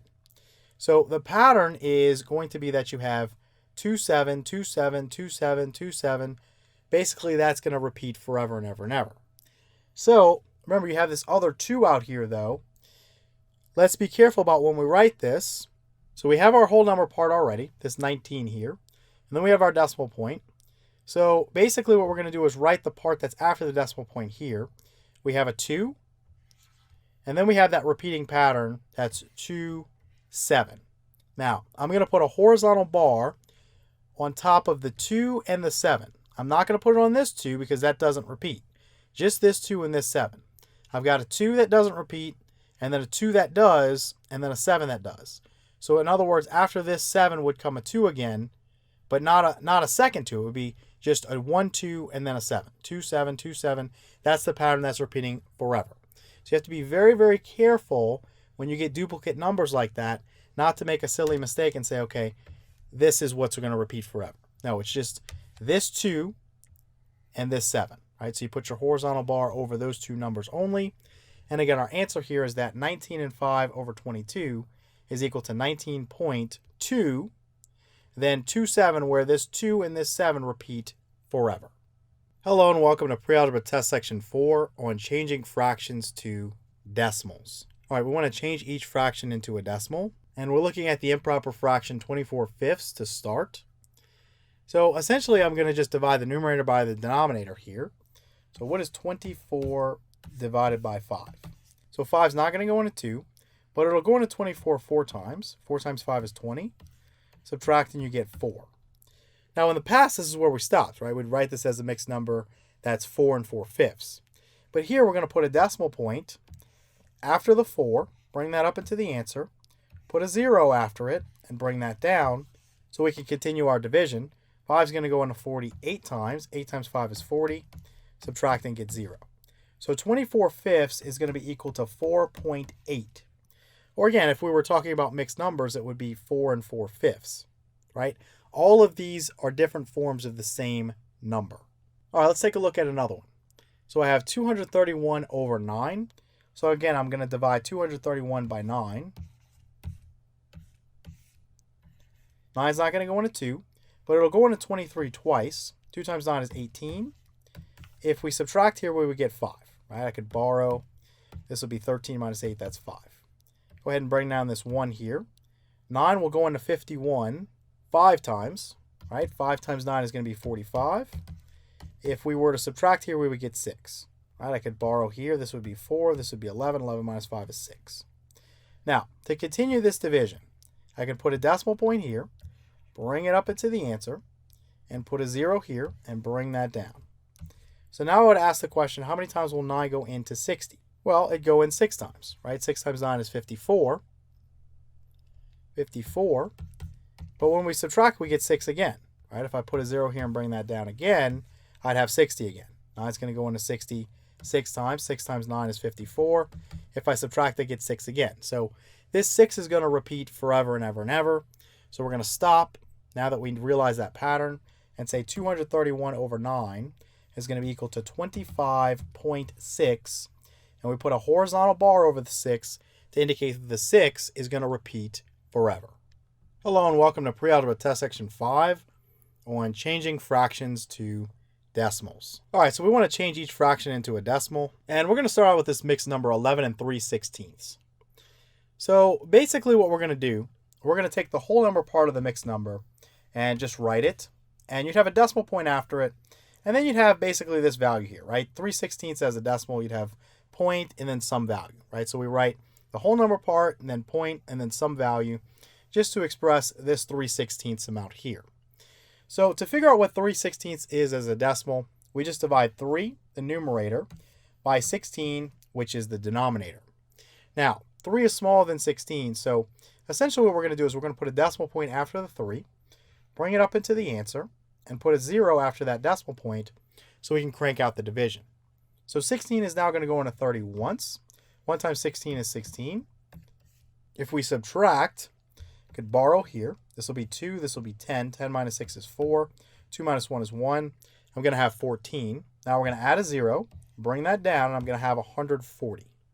So 16 will go into 140. We know 10 is too big. 16 times 10 is 160. If I subtract 16 away from that, in other words, if I was doing 16 times 9, I'd have 144. That's still too big. So we're going to have to go with 8. 8 times 16. 8 times 6 is 48. Put an 8 down, carry the 4. 8 times 1 is 8, plus 4 is 12. So that's going to be 128. So let's subtract here. And basically, you borrow from this 4, you're going to have 3. This will become 10. 10 minus 8 is 2. 3 minus 2 is 1. And so I'm going to have 12. Now I can put another 0 and bring this down. And I'm going to have 120. Now, if 16 times 8 is 128, I know that 8 is going to be too large. You're going to have to go with 7. Now, 7 times 16. 7 times 6 is 42. 2 down, carry the 4. 7 times 1 is 7, plus 4 is 11. So that's going to be 112. And we subtract here and borrow.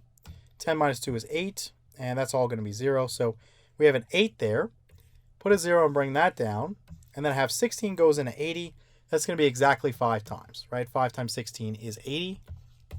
So we subtract here and get 0. So basically, to write this, again, we have our whole number part, which is 11. And then we'll have the point and then 1875, right? This is the part here that comes after the 11, the 0.1875. It's the same thing as the 3/16, just as a decimal. So 0.1875. So 11 and 3/16 is equal to 11.1875. All right, let's take a look at 3 4/5. So again, this whole number part here, 3, is just going to go out in front. I'm going to put my decimal point. And then what is 4/5 as a decimal? Well, I'm going to do 4 divided by 5. And 4 is smaller than 5, so I'm going to put a decimal point here. Bring that up into the answer and put a 0 here. 5 is going to go into 40 exactly 8 times. 8 times 5 is 40. Subtract and you get 0. So the whole number part is 3. And then 4/5 as a decimal is 0.8. So I'm going to put 3.8. So 3 4/5 is equal to 3.8. Hello and welcome to Pre-Algebra Practice Set number 45. In this video, we're going to look at some additional practice problems for our lesson on percents. All right, so we just want to start out with a very simple exercise. We want to write each as a percent. So we're going to be dealing with decimals in each case. And to take a decimal and turn it into a percent, you just take the decimal point, move it 2 places to the right, and then you just put a percentage symbol at the end of the number. So we're going to start out with 0.213. So let me just rewrite this number. So 0.2130. And all I need to do is take the decimal point and move it 2 places to the right. So it's going to end up right there. And then I'll put a percentage symbol at the end of the number. So I can erase this decimal point here. I don't need the 0. It doesn't add any value to the number. So 0.213 is equal to 21.3%. Okay, for the next one, we have 3.146. So I'm going to rewrite the number, 3.146. Again, all I need to do is take my decimal point and move it 2 places to the right. So it's going to go right there. And then I'm going to put a percentage symbol behind the number.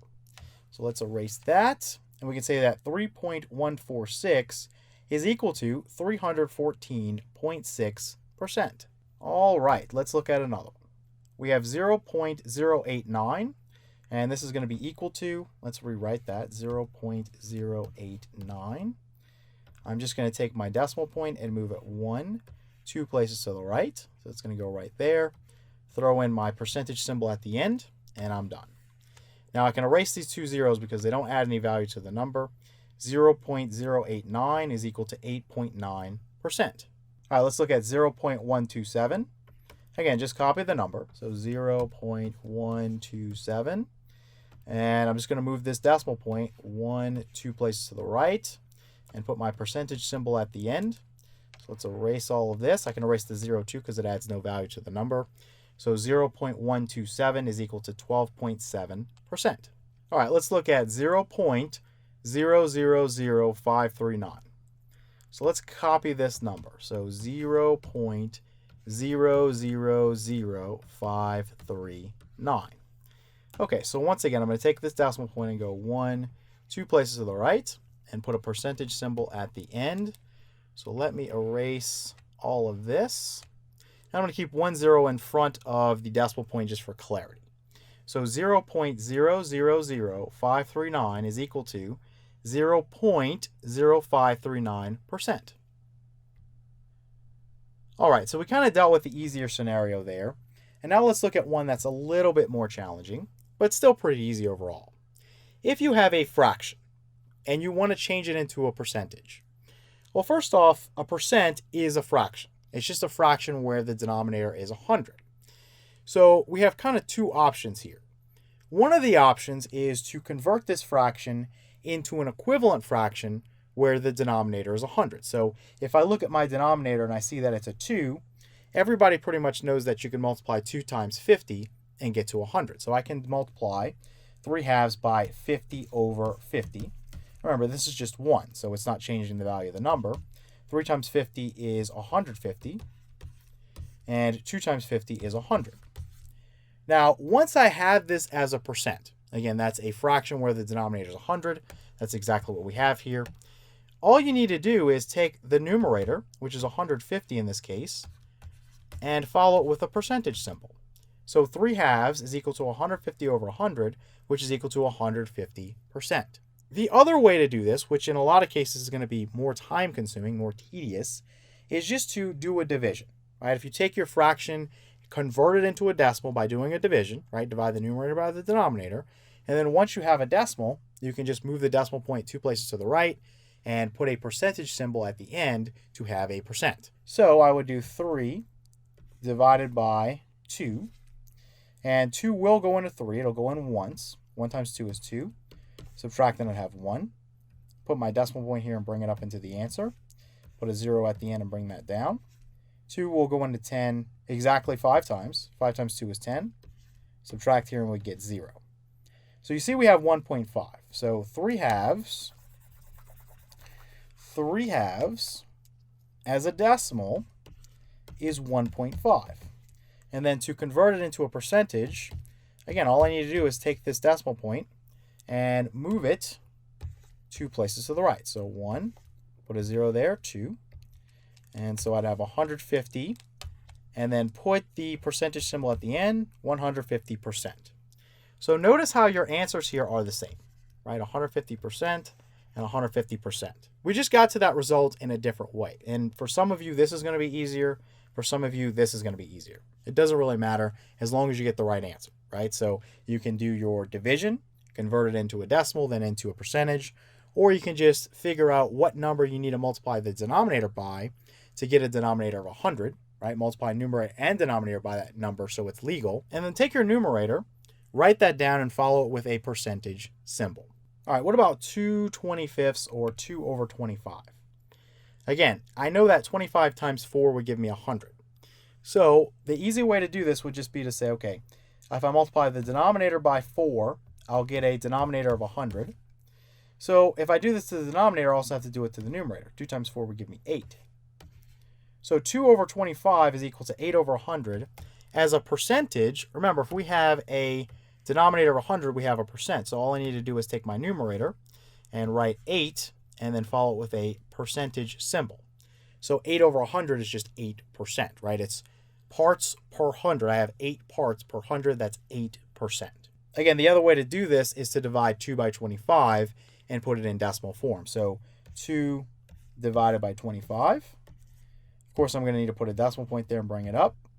And this 1 0 is not going to do it, right? Because 25 doesn't go into 2. It's not going to go into 20 either. But remember, because this 0 is going to matter, I have to write it in. This 0 here doesn't matter. I can just skip over. But this one does. So I need to go through the steps and say, okay, well, 0 is going to multiply by 25 and give me 0. Subtract here. 20 minus 0 is going to give me 20. I put another 0 so I can continue my division and bring that down. Now 25 is going to go into 200 8 times. So 8 times 25 is going to give me 200. Subtract and we get 0. So we have 0.08. Okay, 0.08. So let's remember that. So 2 over 25 in decimal form is 0.08. So then as a percentage, 0.08, I just move this 2 places to the right. So I would have just the number 8, right? I don't need that 0 out in front. And I can erase the visible decimal point. We all know it's there. Just put my percentage symbol at the end. And again, I have 8%, right? That's exactly what I got here. Again, 2 methods to achieve the same result. Okay, let's take a look at another one. Let's say we have 1/5. So again, this is another easy one where you can just say, okay, 5 times 20 would give me 100. So I can multiply the numerator and denominator by 20. Right? You're just trying to get the denominator to be 100. So once I figure out what that number is, it's really pretty simple. 1 times 20 is 20. Over 5 times 20, that's 100. So I have 20 over 100. Again, this is a percent. I have 20 parts out of 100. So we can just simply take the numerator, which is 20, and follow that up with a percentage sign, right? 20%, 20 parts, again, out of 100. Now, the other way to do this, again, is to take 1 and divide it by 5. You can put a decimal point here and bring it up into the answer. Put a 0. 5 is going to not go into 1, but it will go into 10 twice. 2 times 5 is 10. Subtract and get 0. So I have 0.2. 0.2 as a decimal. Now, we'll take 1/5, write that as 0.2 or 0.2, however you want to write it, and then move that decimal point 2 places to the right. So 1, put a 0 in, and then 2, and then put your percentage symbol after. And again, you're going to end up with 20%. Right? 2 methods to achieve the same result, 20%. All right, let's take a look at one where it's going to be a little quicker to not convert the fraction into an equivalent fraction where 100 is the denominator. So we have 9/16. So let's start out by just dividing the numerator by the denominator to put it in decimal form. So what is 9 divided by 16? Of course, 9 is smaller than 16, so I need to put a decimal point here. Bring that up into the answer. Put a 0 behind it. 16 will go into 90 5 times. And when we multiply, we can use a little mental trick. So essentially, 5 times 10 is what? That's 50. You can do that in your head. 5 times 6 is 30. So 50 plus 30 is 80, right? Quick way to do that in your head. Subtract here, we would get 10. Put a 0 and bring it down. So now we have 100. So if 5 times 16 is 80, if I took 80 and I added 16 to it, I get 96. So that means that 16 times 6 is 96. So 6 is going to be as close as we can get without going over 100. So 6 times 16 is 96. Subtract now and I get 4. Let me scroll down and get a little room going. I'm going to put another 0 here and bring that down. So now we're dealing with 40. I know that 16 times 2 is 32. It's as good as we can do, right? If we go higher, we're going to go over. So 16 goes into 40 twice. 2 times 16 is, again, 32. Subtract and we would get 8. Put a 0 here and bring that guy down. We'd have 80. 16 is going to go into 80 exactly 5 times. 5 times 16 is 80. Subtract and get 0. Okay, so we have our answer in decimal form. So 9/16 is equal to, I'm going to put 0.5625. Okay, so once we have this in decimal form, it's pretty easy to convert it to a percentage. Take your decimal point and move it 2 places to the right. So this would be 56.25, and then just put your percentage symbol in. So 9/16 is equal to 0.5625, which is equal to 56.25%. Let me just erase that stuff. Now, why did I say it was easier to do it this way? In most cases, it's easier to do it the other way. Well, what happens is when you can't multiply your denominator by a whole number and get it to 100, so in other words, 16 times no whole number will equal 100, you kind of run into some problems. And I'm not saying that it's impossible to do. You can definitely do it. It's just a little bit more tedious. So if I say 16 times what gives me 100, I can go backwards and say 100 divided by 16 gives me what? Well, we could do that division, but by the time I do that division, I already could have done this division, and I'm done with the problem. So that's why in this case it's a little bit faster to do it the other way. To save ourselves a little bit of time, 100 divided by 16 is 6.25. 6.25. And there are different forms that you can write that in. You could also say that it's 25 fourths or 6 1/4, however you want to write that number. But I would also do that up here, 6.25. And now 16 times 6.25, we know that's 100. So we don't have to do that calculation. But now I have to do another calculation where I have to multiply 9 times 6.25. And of course, if I do that, I'm going to get 56.25. And yeah, I can just take 56.25 now and write a percentage symbol after it. And I have my answer. It's the same either way, but this way would have been a little bit more tedious, right? I had to go through and do a division here. Then once that division was done, I had to do a multiplication with decimals, and it just would have taken more time than just to do this division here, then move the decimal point 2 places to the right, and put my percentage symbol in. So that's why you kind of have to have a little bit of experience with working these problems to know what method you're going to use in what situation. The general rule I'm going to give you is that if you can't take your denominator and multiply it by a whole number to get to 100, go ahead and just divide the numerator by the denominator, put it as a decimal, then convert the decimal to a percentage. It's going to be faster most of the time. Okay, so now let's look at writing a percent as a decimal. So we're just going backwards now. So we want to write each percent as a decimal, and we're going to start out with 0.035%. And essentially all I got to do, let's rewrite this number, 0.035%, is delete your percentage symbol, because you don't need that anymore.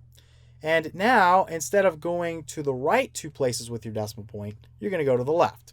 So this is going to go 1, and I'll put a 0 in here, and then a second place to the left. So my decimal point is going to be there. And so 0.035% is equal to 0.00035. Right? I can just delete this all together.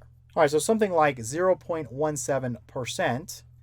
Again, let's rewrite this, 0.17. And I'm just not going to write the percentage symbol. You can write it and then delete it if you want, but let's just save a little time and just not write it. Okay, so again, I'm going to move my decimal point 1. I need to put a 0 in. Let me kind of move this equal sign over. A little bit cramped in there. And then I'm going to put another place to the left. So I'm going to end up with 0.17% is equal to 0.0017. Let me write that a little bit lower. Again, 0.0017. Okay, we also have 6.23%. Again, we're going to rewrite that, 6.23. Just leave the percent sign off. You don't need it. And again, go ahead and move this 2 places to the left. I'll put a 0 in. So we'll be right there. And so 6.23% is equal to 0.0623. All right, what about 954.89%? Again, I'm going to rewrite the number, 954.89. Leave the percentage symbol off. And again, I'm taking this decimal point 2 places to the left now, and it's going to end up right here. So we'll end up with 9.5489, right? So 954.89% is equal to 9.5489. All right, for the final problem, we have 0.0274%. And again, I'm just going to rewrite this, 0.0274. Leave the percent sign off. Let me kind of scoot this over a little bit, because I know I'm going to have to add a 0 in, so let me just do that now. And let's move this 2 places to the left. So 1, 2, and there's my decimal point now. And I'll end up with 0.0274% is equal to 0.000274. Hello and welcome to Pre-Algebra Test Section 1 on percents. All right, so we want to convert each to a percent, and we're going to start out with 0.6417. So essentially, if we have a decimal and we want to go to a percent, all we need to do is move our decimal point 2 places to the right and put a percentage symbol at the end. So let's rewrite this number, 0.6417. And I'm just going to circle my decimal point here so it's nice and visible. And I'm just going to move it 2 places to the right. So 1, 2 places to the right. So that's going to go right there. And I'm going to put a percentage symbol at the end. Now let me erase all this and erase my old decimal point. And of course I erase that 0 there because it adds no value to the number. Right? If I put a 0 in front of that 6, it doesn't change the value. So 0.6417 is equal to 64.17%. All right, we're looking at 3.185 now. Again, all I'm going to do is copy the number. So 3.185. And I'm just going to move my decimal point again 2 places to the right. So this is going to go 1, 2 places to the right. And I'm going to put a percentage symbol at the end of the number. So let's delete all of this. And so we can say that 3.185 is equal to 318.5%. All right, for the last problem, we have 0.00092. Again, let's write this as a percentage. So let's copy 0.00092. Again, all I want to do is take my decimal point and move it 1, 2 places to the right. So it's going to go right there and put a percentage symbol at the end of the number. Of course, I can delete these zeros here. They add no value to the number and the old decimal point. Now, in a lot of cases, I like to put a 0 out in front of the decimal point just for clarity. So we can say that 0.00092 is equal to 0.092%. Hello and welcome to Pre-Algebra Test Section 2 on percents. All right, we just want to convert each to a percent. And we're going to start out with 0.034. So if we want to take a decimal and convert it to a percent, it's very, very simple. We're just going to take our number and rewrite it. So 0.034. We will take our decimal point and move it 2 places to the right. So it would go 1, 2 places to the right. So it would be right there. And then we'll put a percentage symbol behind the number. So the percentage symbol looks like this. And so once we erase the old decimal point, and of course these 2 zeros in front of 3 don't add any value, so we can erase those, we'd end up with 3.4%. So 0.034 is equal to, again, 3.4%. Okay, let's look at 0.298 now. Again, I'll just copy this number, 0.298. And I'm just going to take my decimal point again and move it 2 places to the right. So 1, 2 places to the right, so it's going to go right there. And I'm going to put a percentage symbol after that 8. Let me just erase all of this. I don't need that 0 either. So 0.298 is equal to 29.8%. All right, now we have 0.00037. Again, all I'm going to do is just rewrite the number, 0.00037. I'm going to take my decimal point and go 1, 2 places to the right so that it goes right there. Put my percentage symbol at the end. Let's just erase all these zeros. They don't really matter. And if you want, you can put a 0 out in front of the decimal point. It doesn't really matter. So 0.00037 is equal to 0.037%. Hello and welcome to Pre-Algebra Test Section 3 on percents. All right, so we want to convert each to a percent. And we're going to start out with 1/2. So we have 1/2. Now, when you go from a decimal to a percent, it's very, very easy.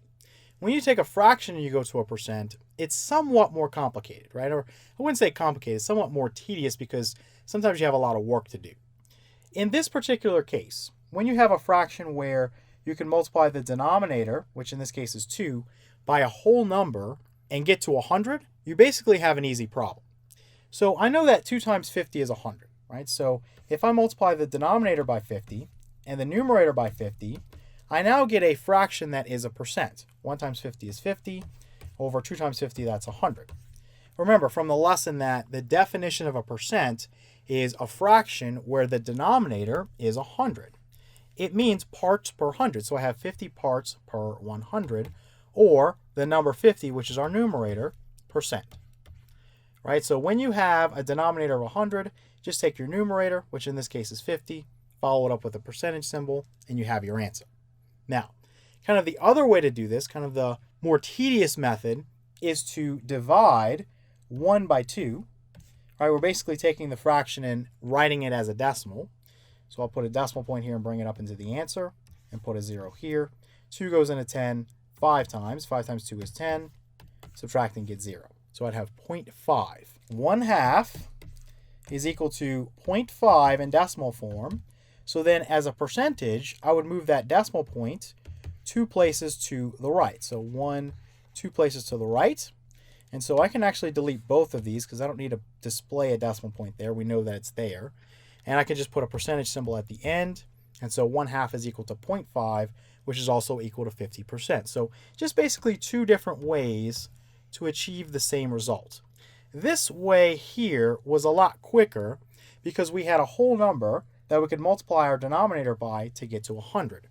If you don't have that, then you probably are going to be better off doing it this way, where you convert your fraction into a decimal and then into a percentage. Okay, for the next one, we're going to look at 7/8. So again, if your denominator does not multiply by a whole number to give you 100, it's probably easier just to do a division, right? It's probably easier just to say, okay, what is 7 divided by 8? Well, I'll put a decimal point here and bring it up into the answer. Put a 0 here. 8 is not going to go into 7, but it will go into 70. Well, I know 9 times 8 is 72. That's too big, so it's going to have to be 8. 8 times 8 is 64. Subtract, you get 6. Bring a 0 down. 8 is going to go into 60. 7 times. 7 times 8 is 56. Subtracting, you get 4. And I know that. I put another 0 here and bring this down. 8 is going to go into 45 times. 5 times 8 is exactly 40. Subtract here and get 0. So we've got 0.875. So 7/8 is 0.875. And then, of course, as a percentage, we just move this 2 places to the right. So that decimal point is going to go after the 7 and put our percentage symbol in. So 7/8 is equal to 0.875 in decimal form. And then it's equal to 87.5% when we think about it as a percentage. Now, let's say that you attempted to do it the other way. Let's say you think about just multiplying the denominator by some number so that your denominator would be 100. And of course, you have to match that in the numerator to make it legal. Well, 8 does not multiply by a whole number to get to 100, right? If you divide 100 by 8, you're going to get 12.5. So you would have to start out by doing that division. You'd have to say, okay, 100 divided by 8, you get 12.5. That's going to require you to do a little bit of work. It's not a long drawn out process, but you would have already gotten this number by the time you do that. That's why this is going to be a little bit slower. And then I have to multiply by 12.5 up here too. Now I know that 8 times 12.5 is 100 because I just did that division, right? And I didn't go through it on the screen because it's kind of tedious, but if you had done it on a scratch sheet, you would have already done it. You'd know that 8 times 12.5 is 100. But you still wouldn't know what 7 times 12.5 is. So you'd have to do another multiplication that has decimals involved. So in a way here, it's a little bit more drawn out if, again, the denominator for the fraction does not multiply by a whole number to give you 100. It's just faster to just do it this way. Divide 7 by 8, get 0.875, then convert it into a percentage as 87.5%. Now, if we wanted to, we can go through and say, okay, what is 12.5 times 7? Well, I'm going to kind of skip over doing that on scratch paper. We should be able to tell from this, provided I got the right answer, that it's 87.5, right? It would be 87.5 parts out of 100. So then my percentage, again, is the numerator, 87.5. Follow that with a percentage symbol, so 87.5%. So again, 2 different ways to get the same result. I just personally feel that it's quicker to do it the first way whenever we run into a scenario where the denominator does not multiply by a whole number to give you 100. All right, let's take a look at one more. We have 5/2 here. And in this particular case, 2 times 50 gives us 100. So it's probably going to be quicker for us just to say, okay, multiply the numerator and denominator here by 50. And what we're going to end up with is 250 over 100, whereas a percentage, 250%. Now, again, the other way would work just fine. It's just not as fast because I can multiply the denominator here by a whole number to get to 100. So in this case, I would do what? 5 divided by 2. 2 goes into 5 twice. 2 times 2 is 4. Subtracting to get 1. Put my decimal point and bring it up into the answer to continue. Bring down the 0. 2 goes into 10 5 times. 5 times 2 is 10. Subtracting get 0. So I have 2.5. 2.5. So 5/2 is equal to 2.5 as a decimal. And then move that 2 places to the right. You'd have 250, right? This would go 1, 2 places to the right. Put your percentage symbol in. And again, you get 250%. Hello and welcome to Pre-Algebra Test Section 4 on percents. All right, so we want to convert each to a decimal, and we're going to start out with 0.67%. So basically what we're doing is we're just going to reverse the procedure that took a decimal and put it as a percentage. So recall, to take a decimal and put it as a percentage, you move your decimal point 2 places to the right and you add a percent symbol. Well, now we're going to be moving the decimal point 2 places to the left and deleting the percent symbol. So let's rewrite this, 0.67%. I'm going to delete this, I don't need it, and I'm going to move this 2 places to the left. So 1, and let me kind of scooch this over so I have enough room. I'll put a 0 in there, and then let me continue. So then 2 places to the left. Let me kind of erase all this, and what I'll end up with is 0.0067. Right, so that's as a decimal. So 0.67% is equal to 0.0067. All right, for the next one we have 32%. So let's write this as 32%. Again, we're going to delete this percent symbol. We don't need it. And our decimal point's going to get moved 2 places to the left. So remember, when you have a whole number like 32, although you don't visibly see a decimal point, one exists at the end of the number. So after the 2, you have a decimal point. And you move it 2 places to the left, so 1 and then 2. And so let's erase all of this. And so 32% is equal to 0.32. All right, for the last problem, we have 0.1507%. So let's write this, 0.1507%. And again, I'm going to delete this percent symbol, and I'm going to move this decimal point 1, put in a 0, and then 2 places to the left. So let's erase all this, and we can say that 0.1507% is equal to 0.001507. Hello and welcome to Pre-Algebra Test Section 5 on percents. All right, so we want to convert each to a decimal, and we're going to start out with 5.26%. So basically what we're going to be doing is reversing our procedure for taking a decimal and turning it into a percentage. Right, when we took a decimal to a percentage, we move our decimal point 2 places to the right, and we put a percentage symbol at the end. So to reverse that, we move the decimal point 2 places to the left, and we delete the percentage symbol. So I don't even need the percentage symbol anymore. I'm just going to write 5.26, and let me make that 5 a little better. Part of it was cut off. And all I need to do now is just move the decimal point 2 places to the left. So 1, and I'll put a 0 in here, and then 2 places to the left. So that's where my decimal point's going to go. And so 5.26% is equal to 0.0526. All right, now we have 0.00034%. So I don't need this percentage symbol anymore. Let's just copy the rest of this. So 0.00034. And I need to scooch this over just a little bit. So this is going to go 2 places to the left. So I'm going to go 1, and then let me put another 0 in, 2 places to the left. So I'll put my decimal point there.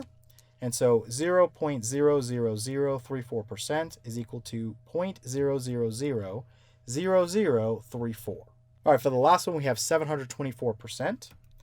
So I'm going to write 724. Again, I don't need the percentage symbol anymore. So when we have a whole number, we don't have a visible decimal point, but we need to know that it exists at the end of the number. So after the 4 is a decimal point, right? We can write that in there. And then we can move it 2 places to the left. So 1, 2 places to the left, that's going to go right there. So we'd end up with 7.24. So 724% is equal to 7.24.